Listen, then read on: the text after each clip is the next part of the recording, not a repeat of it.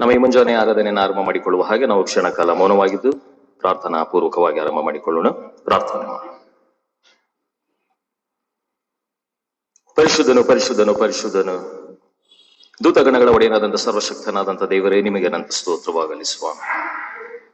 ಕೊಟ್ಟಂತ ಈ ಒಂದು ನೂತನವಾದಂಥ ದಿವಸಕ್ಕಾಗಿ ನಿಮಗೆ ಸ್ತೋತ್ರವನ್ನು ಸಲ್ಲಿಸಿದ್ದೇವೆ. ಈ ಒಂದು ತಿಂಗಳ ಮೊದಲನೇ ಭಾನುವಾರದಂದು ನಿನ್ನ ಆಲಯದಲ್ಲಿ ಬಂದು ನಿನ್ನನ್ನು ಸ್ತುತಿಸುವಾಗ, ನಿನ್ನನ್ನು ಕೊಂಡಾಡುವ ಹಾಗೆ ಕೊಟ್ಟಂತ ಕೃಪೆಗಾಗಿ ಸ್ತೋತ್ರ. ಹೌದು ಸ್ವಾಮಿ, ಒಂದು ಸಮಯವನ್ನ ನಾವು ನಿಮ್ಮ ಹಸ್ತಕ್ಕೆ ಒಪ್ಪಿಸಿಕೊಡುತ್ತಾ ನಿಮ್ಮ ಪವಿತ್ರ ಆತ್ಮನ ಒಂದು ವಿಶೇಷವಾದಂತ ಒಂದು ಮಳೆಯನ್ನ ನಮ್ಮ ಮೇಲೆ ಸುರಿಸಿದೆ ಎಂಬುದಾಗಿ ಸಮಯದಲ್ಲಿ ಬೇಡಿಕೊಳ್ಳುತ್ತೇವೆ. ಬರ್ಲಿಕ್ಕಿರುವಂತಹ ಸಭೆಯ ಸದಸ್ಯರು ಕೂಡ ಸಕಾಲಕ್ಕೆ ಇಲ್ಲಿ ಬಂದು ನಿನ್ನನ್ನು ಸ್ತುತಿಸಿ, ನಿನ್ನನ್ನು ಆರಾಧಿಸಿ, ನಿನ್ನ ವಾಕ್ಯದ ಮೂಲಕವಾಗಿ ಬಲ ಹೊಂದಿ, ನಿನ್ನ ದೇಹ ರಕ್ತಗಳನ್ನ ಸ್ವೀಕರಿಸುವುದರ ಮೂಲಕವಾಗಿ ತಮ್ಮನ್ನ ಪರಿಶುದ್ಧ ಮಾಡಿಕೊಂಡು ನೀನು ಕೊಡಲ್ಪಟ್ಟಂತ ಈ ಒಂದು ಜಗತ್ತಿನಲ್ಲಿ ನಿನ್ನ ಒಂದು ಸಾಕ್ಷಿ ಕೊಡುವ ಮಕ್ಕಳಾಗಿ ನಾವೆಲ್ಲರೂ ಕೂಡ ಜೀವಿಸಲಿಕ್ಕಾಗ ಒಂದು ಕೃಪೆಗೆ ನಮ್ಮನ್ನು ಆಶೀರ್ವದಿಸಿ ಬಲಪಡಿಸಿ. ಈ ಒಂದು ಆರಾಧನೆ ಆದಿಯು ಅಂತ್ಯವು ನೀವೇ ಆಗಿದ್ದು ಕೈ ಹಿಡಿದು ನಡೆಸಿದೆ ಎಂಬುದಾಗಿ ಯೇಸು ಸ್ವಾಮಿಯವರ ಮೊದಲಾದ ನಾಮದಲ್ಲಿ ಬೇಡಿಕೊಳ್ಳುತ್ತೇವೆ. ಆಮೆನ್. ದೇವರ ಘನಕ್ಕಾಗಿ ನಾವು ಎದುರು ನಿಂತ್ಕೊಂಡು ಹಾಡುವ ಸಂಗೀತಗಳಲ್ಲಿ 100ನೇ ಸಂಗೀತವನ್ನು ಹಾಡಿಕೊಳ್ಳೋಣ. 100ನೆಯ ಸಂಗೀತ, ಆಶ್ಚರ್ಯವಾದ ಶಿಲುಬೆ ಕಣ್ಣಿಟ್ಟು ಸೃಷ್ಟಿಸಿದರೆ ಈ ಲೋಕದ ಮಹತ್ವವು ಬರೀ ಹುಚ್ಚಾಟವಾದದ್ದು.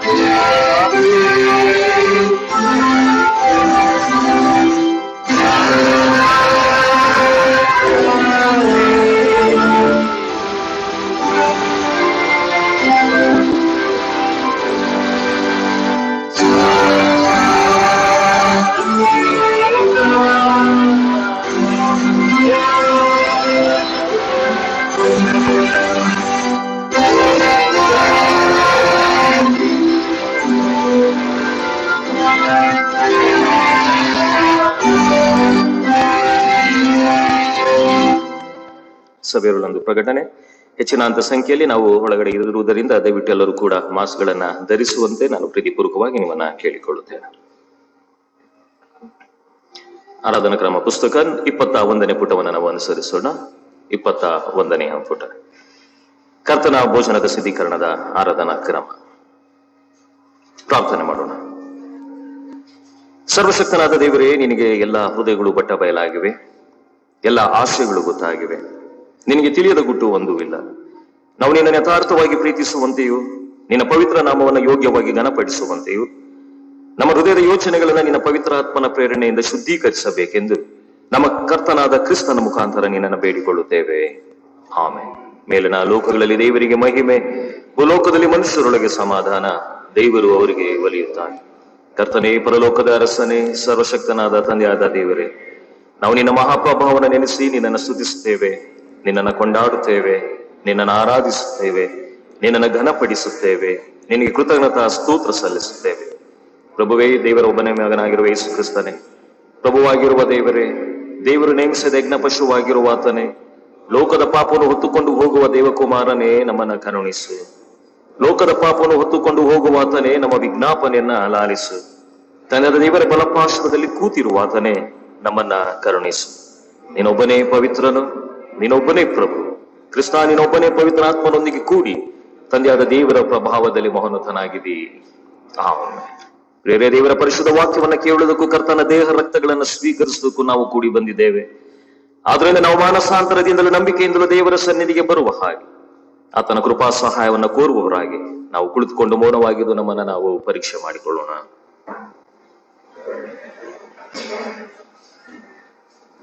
ಪ್ರಿಯರೇ, ನೀವು ನಿಮ್ಮ ಪಾಪಗಳ ನಿಮಿತ್ತ ನಿಜವಾಗಿ ಪಶ್ಚಾತ್ತಾಪ ಪಡುವವರಾಗಿದ್ದೀರೋ? ನಿಮ್ಮ ನೆರೆಯವರನ್ನ ಪ್ರೀತಿಸಿ ನಿಮಗೆ ತಪ್ಪು ಮಾಡಿದವರನ್ನ ಮನ್ನಿಸುವವರಾಗಿದ್ದೀರೋ? ದೇವರ ಆಜ್ಞೆಗಳನ್ನು ಅನುಸರಿಸುತ್ತಾ ಆತನು ತೋರಿಸುವ ಸನ್ಮಾರ್ಗವನ್ನ ಹಿಡಿದು ಇಂದಿನಿಂದ ಅದರಲ್ಲಿ ನಡೆದುಕೊಳ್ಳುವುದಾಗಿ ನಿಶ್ಚಯಿಸಿಕೊಂಡಿದ್ದೀರೋ? ಹಾಗಾದ್ರೆ ನಮ್ಮ ಕರ್ತನಾದ ಯೇಸು ಕ್ರಿಸ್ತನ ಮೂಲಕ ನೀವು ಪುನಃ ಸರ್ವಶಕ್ತನಾದ ದೇವರೊಂದಿಗೆ ಸಮಾಧಾನವಾಗುವ ಹಾಗೆ ಕಳೆದ ವಾರಗಳಲ್ಲಿ ನಮ್ಮ ತಂದೆಯಾದ ದೇವರ ವಿರುದ್ಧವಾಗಿ, ದೇವ ಸೇವಕರುಗಳ ವಿರುದ್ಧವಾಗಿ, ದೇವ ಜನರ ವಿರುದ್ಧವಾಗಿ ಮಾಡಿದಂತೆ ಎಲ್ಲಾ ರೀತಿಯ ತಪ್ಪು ದೋಷಗಳನ್ನ ಸ್ವಲ್ಪ ಜ್ಞಾಪಕಕ್ಕೆ ತಂದುಕೊಂಡು ಯಥಾರ್ಥವಾದಂತ ಮನಸ್ಸಿನಿಂದ ಅವೆಲ್ಲವುಗಳನ್ನ ನಾವು ತಂದೆಯಾದ ದೇವರ ಬಳಿಯಲ್ಲಿ ಒಪ್ಪಿಕೊಳ್ಳೋಣ.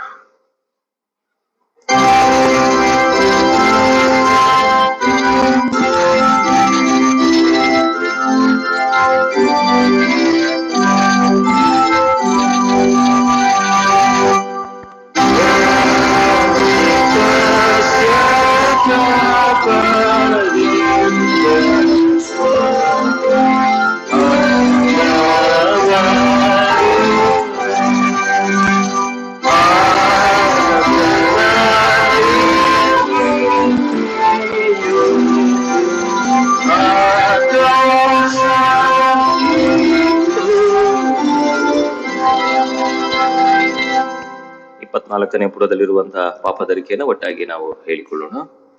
ಪರಮ ತಂದೆಯೇ, ನಾವು ನಿನಗೂ ನಮ್ಮ ನೆರೆಯವರಿಗೂ ವಿರೋಧವಾಗಿ ಪಾಪ ಮಾಡಿದ್ದೇವೆಂದು ಒಪ್ಪಿಕೊಳ್ಳುತ್ತೇವೆ. ನಾವು ಬೆಳಕಿನಲ್ಲಿ ನಡೆಯದೆ ಕತ್ತಲೆಯಲ್ಲಿ ನಡೆದಿದ್ದೇವೆ.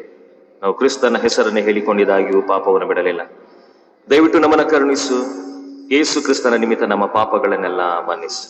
ನಿನ್ನ ಪವಿತ್ರಾತ್ಮನ ಮೂಲಕ ನಮ್ಮನ್ನು ಶುದ್ಧಿ ಮಾಡು. ನಮ್ಮ ಮನಸ್ಸಾಕ್ಷಿಯನ್ನ ಚೇತನಗೊಳಿಸು. ಇತರರು ನಮಗೆ ಮಾಡಿದ ತಪ್ಪುಗಳನ್ನು ಕ್ಷಮಿಸಲು ನಮಗೆ ಶಕ್ತಿ ಕೊಡು.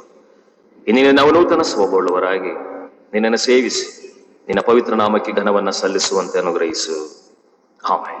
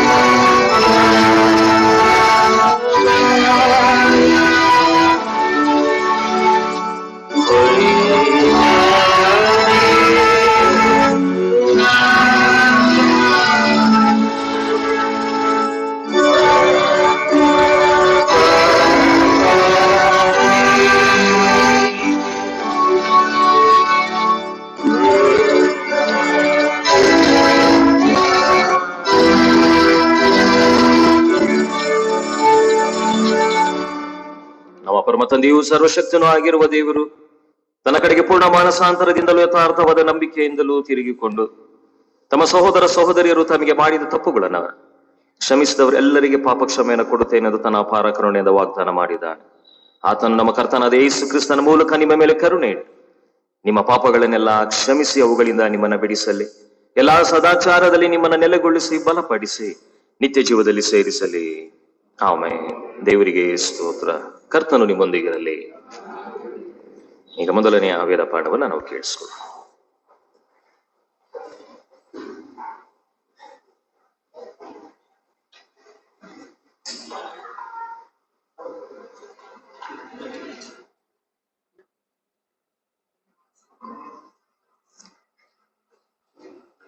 ಈ ದಿನದ ನಮ್ಮ ಮೊದಲನೆಯ ಪಾರಾಯಣಕ್ಕೆಂದು ಆರಿಸಿಕೊಂಡಿರುವಂತಹ ಭಾಗವು ಯೆಶಾಯನ ಪ್ರವಾದನಾ ಗ್ರಂಥ 53ನೇ ಸಂಧಿ 3ರಿಂದ 7 ವಚನಗಳು. ಯೆಶಾಯನ ಪ್ರವಾದನಾ ಗ್ರಂಥ 53ನೇ ಸಂಧಿ 3ರಿಂದ 7 ವಚನಗಳು. ಅವನು ಧಿಕ್ಕರಿಸಲ್ಪಟ್ಟವನು, ಮನುಷ್ಯರು ಸೇರಿಸಿಕೊಳ್ಳದವನು, ಸಂಕಷ್ಟಕ್ಕೊಳಗಾದವನು, ವ್ಯಾಧಿಪೀಡಿತನು, ಜನರು ಮುಖವನ್ನು ಓರೆ ಮಾಡಿಕೊಳ್ಳುವ ಧಿಕ್ಕಾರಕ್ಕೆ ಒಳಗಾದವನು ಆಗಿದ್ದನು. ನಾವು ಅವನನ್ನು ಲಕ್ಷ್ಯಕ್ಕೆ ತರಲಿಲ್ಲ. ನಿಜವಾಗಿಯೂ ನಮ್ಮ ಸಂಕಷ್ಟಗಳನ್ನು ಅನುಭವಿಸಿದನು. ಅವನು ಹೊತ್ತ ಹೊರೆಯು ನಮ್ಮ ಸಂಕಷ್ಟಗಳೇ ಹೌದು. ನಾವಾದರೋ ಅವನು ದೇವರಿಂದ ಬಾಧಿತನು, ಪೆಟ್ಟು ತಿಂದವನು, ಕುಗ್ಗಿಸಲ್ಪಟ್ಟವನು ಎಂದು ಭಾವಿಸಿಕೊಂಡೆವು. ನಮ್ಮ ದ್ರೋಹಗಳ ದೆಸೆಯಿಂದ ಅವನಿಗೆ ಗಾಯವಾಯಿತು, ನಮ್ಮ ಅಪರಾಧಗಳ ನಿಮಿತ್ತ ಅವನು ಜಜ್ಜಲ್ಪಟ್ಟನು. ನಮಗೆ ಸುಕ್ಷೇಮವನ್ನುಂಟು ಮಾಡುವ ದಂಡನೆಯನ್ನು ಅವನು ಅನುಭವಿಸಿದನು. ಅವನ ಬಾಸಣ್ಣಗಳಿಂದ ನಮಗೆ ಗುಣವಾಯಿತು. ನಾವೆಲ್ಲರೂ ಕುರಿಗಳಂತೆ ದಾರಿ ತಪ್ಪಿ ತೊಳಲುತ್ತಿದ್ದೆವು. ಪ್ರತಿಯೊಬ್ಬನು ತನ್ನ ದಾರಿಯನ್ನು ಹಿಡಿಯುತ್ತಿದ್ದನು. ನಮ್ಮೆಲ್ಲರ ದೋಷ ಫಲವನ್ನು ಯೆಹೋವನು ಅವನ ಮೇಲೆ ಹಾಕಿದನು. ಅವನು ಬಾಧೆಗೆ ಒಳಗಾಗಿ ತನ್ನನ್ನು ತಗ್ಗಿಸಿಕೊಂಡನು, ಬಾಯಿ ತೆರೆಯಲಿಲ್ಲ. ವೈದ್ಯಸ್ಥಳಕ್ಕೆ ಒಯ್ಯಲ್ಪಡುವ ಕುರಿಯಂತೆಯೂ ಉಣ್ಣೆ ಕತ್ತರಿಸುವವರ ಮುಂದೆ ಮೌನವಾಗಿ ಕೂರುವ ಕುರಿಯ ಹಾಗೂ ಇದ್ದನು. ಅವನು ಬಾಯಿ ತೆರೆಯಲೇ ಇಲ್ಲ. ನಾವು ಹಾಡುವ ಸಂಕೀರ್ತನೆಯಲ್ಲಿ 73ನೇ ಸಂಕೀರ್ತನೆಯನ್ನು ಹಾಡಿಕೊಳ್ಳೋಣ. ಕೀರ್ತನೆಗಳಲ್ಲಿ 73ನೇ ಕೀರ್ತನೆ. ಶಿಲುಬೆ ವಾರ್ತೆಯ ನಲಿವಿನಿಂದಲೇ ಇಳಿಯಲಾಲಿಸಿ ಮಿತ್ರರೇ.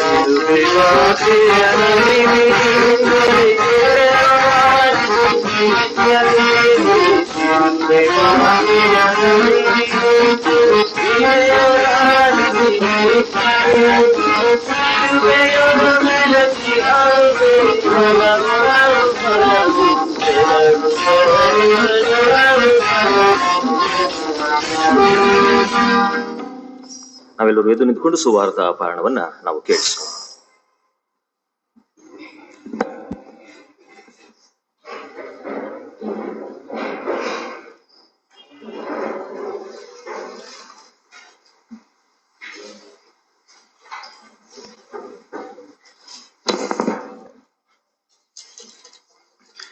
ಈ ಪರಿಶುದ್ಧ ಭಾನುವಾರದ ಕರ್ತನ ಪವಿತ್ರ ಭೋಜನ ಆರಾಧನೆಗಾಗಿ ನೇಮಕವಾದ ಸುವಾರ್ಥ ವೇದ ಭಾಗವು ಶ್ರೀ ಯೋಹಾನನು ಬರೆದ ಸುವಾರ್ತೆ 19ನೇ ಅಧ್ಯಾಯ ವಚನಗಳು 17ರಿಂದ 22ರವರೆಗೆ.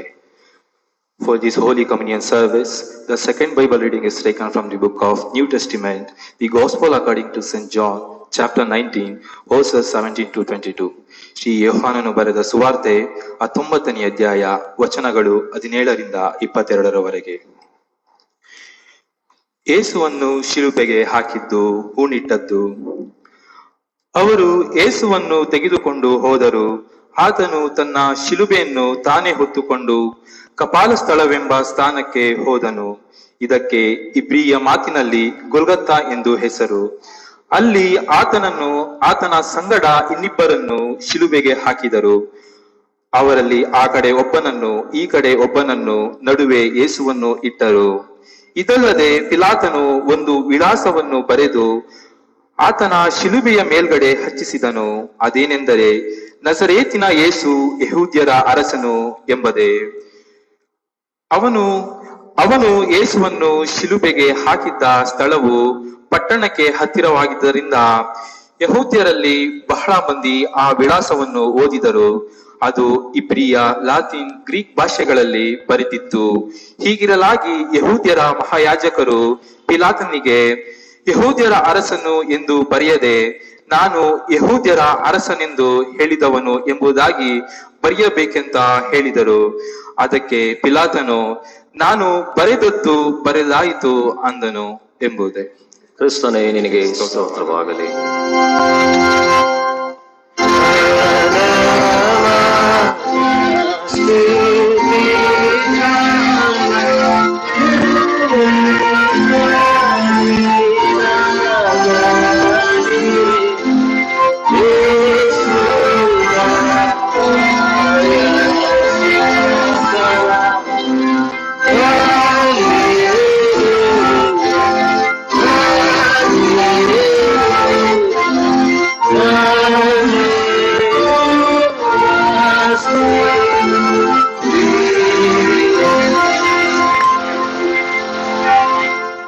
ಸಬರದ ಬಿಟ್ಟು ಕುಳಿತುಕೊಳ್ಳ್ರಿ.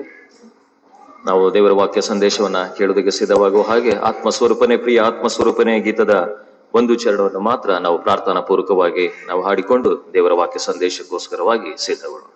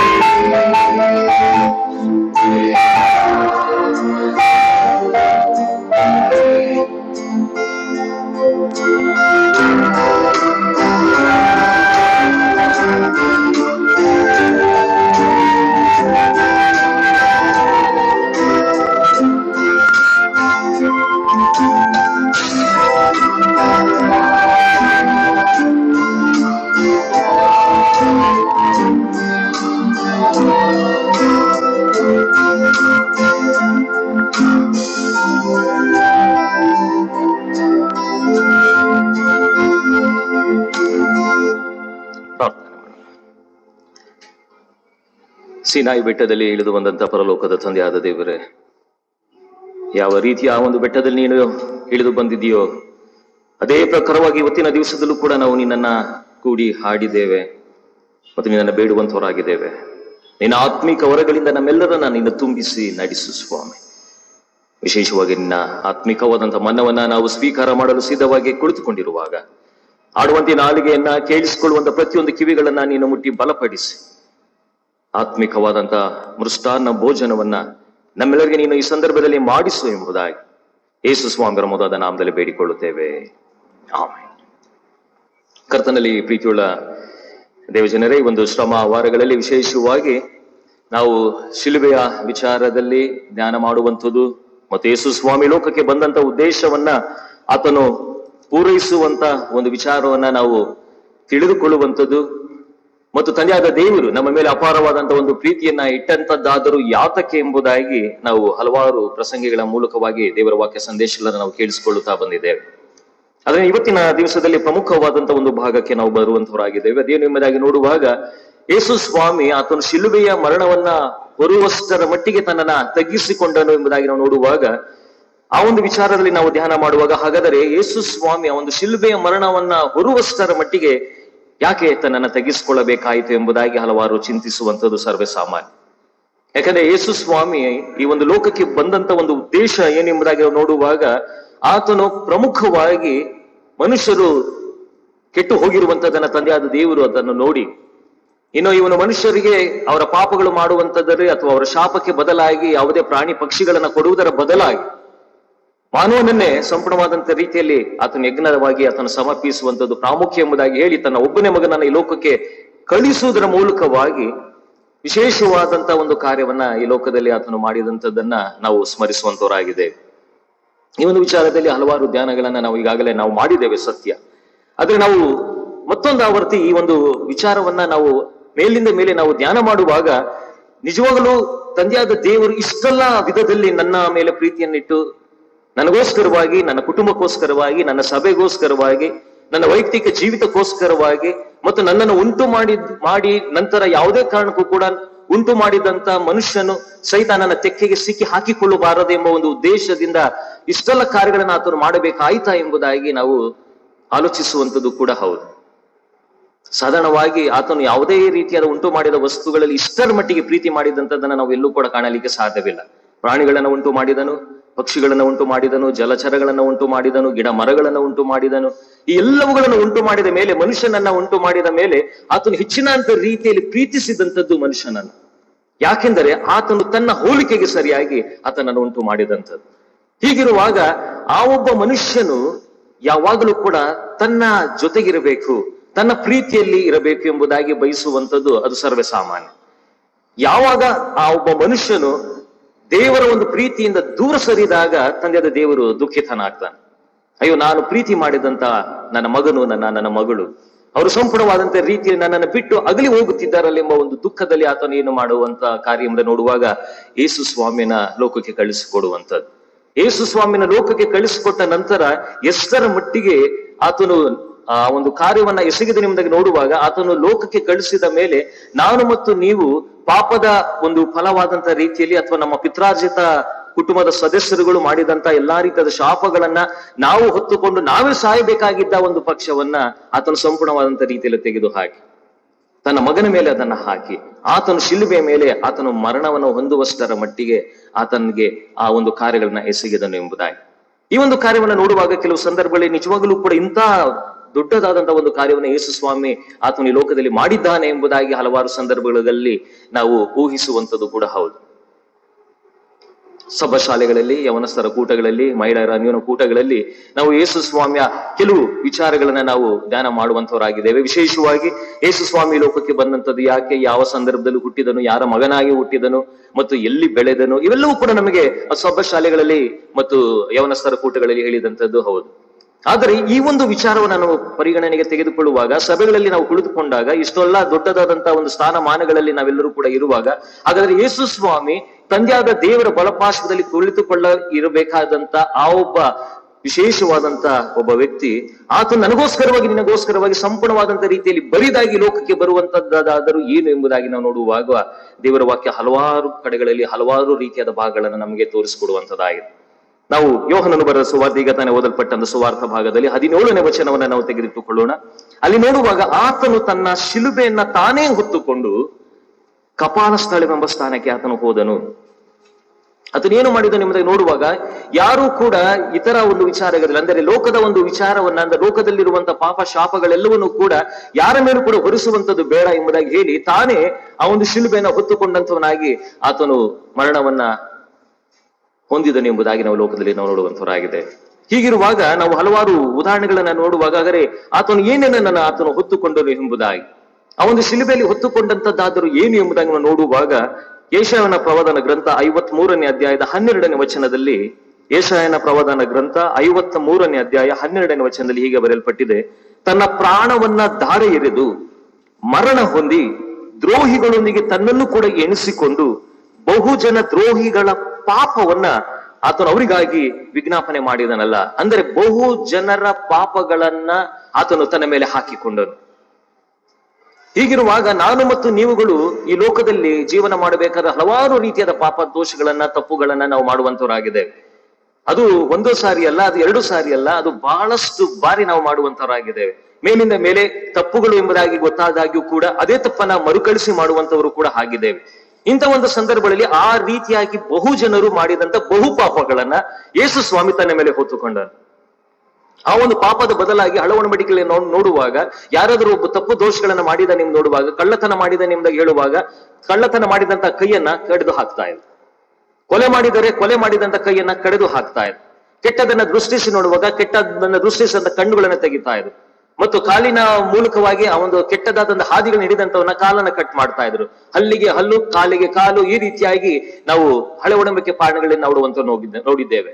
ಹಾಗಿರುವಾಗ, ಹಾಗಾದ್ರೆ ನಾನು ಮತ್ತು ನೀವುಗಳು ಮಾಡುತ್ತಿರುವಂತ ಎಲ್ಲಾ ಪಾಪಗಳನ್ನ ನಾವು ಮೆಲುಕು ಹಾಕಿದಾಗ, ಹಾಗಾದ್ರೆ ನಮ್ಮ ದೇಹದ ಅಂಗಾಂಗಗಳಲ್ಲಿ ಒಂದು ಅಂಗಗಳು ಕೂಡ ಇರಲಿಕ್ಕೆ ಸಾಧ್ಯವಿಲ್ಲ. ಅಷ್ಟರ ಮಟ್ಟಿಗೆ ನಮ್ಮ ಪಾಪಗಳನ್ನ ಮಾಡುವಂತವರಾಗಿದ್ದೇವೆ. ಕೈಗಳು ಪಾಪ ಮಾಡಿದ್ದೇವೆ, ಕಣ್ಣುಗಳು ಪಾಪ ಮಾಡಿದ್ದೇವೆ, ಕೆಟ್ಟದನ್ನ ಕೇಳಿಸ್ಕೊಂಡಿದ್ದೇವೆ, ಕಿವಿ ಪಾಪ ಮಾಡಿದೆ, ಕೆಟ್ಟದನ್ನ ಆಡಿದ್ದೇವೆ, ನಾಲಿಗೆ ಪಾಪ ಮಾಡಿದೆ. ಮತ್ತು ಹಲವಾರು ಸಂದರ್ಭಗಳಲ್ಲಿ ಹಲವಾರು ವಿಧಗಳಲ್ಲಿ ನಾವು ದೇಹವನ್ನ ಇತರ ಒಂದು ಕಾರಣಗೋಸ್ಕರವಾಗಿ ನಾವು ಪಾಪ ಕೃತ್ಯಗಳಿಗೆ ಒಪ್ಪಿಸಿಕೊಟ್ಟಿದ್ದೇವೆ. ಹಾಗಿರುವಾಗ ಸಂಪೂರ್ಣವಾಗಿ ಹಾಗಾದ್ರೆ ನಮ್ಮ ದೇಹ ಎಷ್ಟು ಛಿದ್ರವಾಗಿ ಇರಬೇಕಾಗಿತ್ತು ಎಂಬುದಾಗಿ ನಾವು ಆಲೋಚನೆ ಮಾಡಿಕೊಳ್ಳೋಣ. ಆದ್ರೆ ಯೇಸು ಸ್ವಾಮಿ ಇದರೆಲ್ಲದರ ಬದಲಾಗಿ ನಾವುಗಳು ಮಾಡಿದಂತ ತಪ್ಪುಗಳನ್ನ ಆತನು ತನ್ನ ಮೇಲೆ ಹಾಕಿಕೊಂಡಂತವನಾಗಿ ಆತನು ಶಿಲುಬೆಯ ಮರಣವನ್ನ ಹೊಂದಿದನು ಎಂಬುದಾಗಿ ದೇವರ ವಾಕ್ಯದಲ್ಲಿ ನಾವು ನೋಡುವಂತವರಾಗಿದೆ. ಯಾಕಂದ್ರೆ ಸಾಧಾರಣವಾಗಿ ಪಾಪಗಳು ಎಂಬುದಾಗಿ ನಾವು ನೋಡುವಾಗ ಅದು ಯಾವಾಗಲೂ ಕೂಡ ಆಕರ್ಷಣೀಯವಾದಂತಹ ಒಂದು ಸಂಗತಿ. ಯಾಕಂದ್ರೆ ಪಾಪ ಸ್ವಭಾವ ಯಾವಾಗಲೂ ಹೇಗಿರ್ತದೆ ಎಂದು ನೋಡುವಾಗ ಅದು ಆಕರ್ಷಕವಾಗಿರ್ತದೆ. ಕಳ್ಳತನ ಯಾಕೆ ಮಾಡ್ತಾರೆ ಎಂದು ನೋಡುವಾಗ, ನಾನು ಚಿನ್ನವನ್ನು ಕದಿಬೇಕಂದ್ರೆ ಚಿನ್ನ ಅದು ಆಕರ್ಷಣವಾಗಿದ್ದರಿಂದ ಆತನು ಕದಿಯುವಂತವನಾಗಿದ್ದಾನೆ. ಅದರಲ್ಲಿ ಆತನಿಗೆ ಒಳ್ಳೆಯ ಒಂದು ಹಣ ಸಂಪಾದನೆ ಆಗ್ತದೆ ಎಂಬ ಉದ್ದೇಶದಿಂದ ಅದನ್ನೊಂದು ಕದಿಯುವಂತವನಾಗಿದ್ದಾನೆ.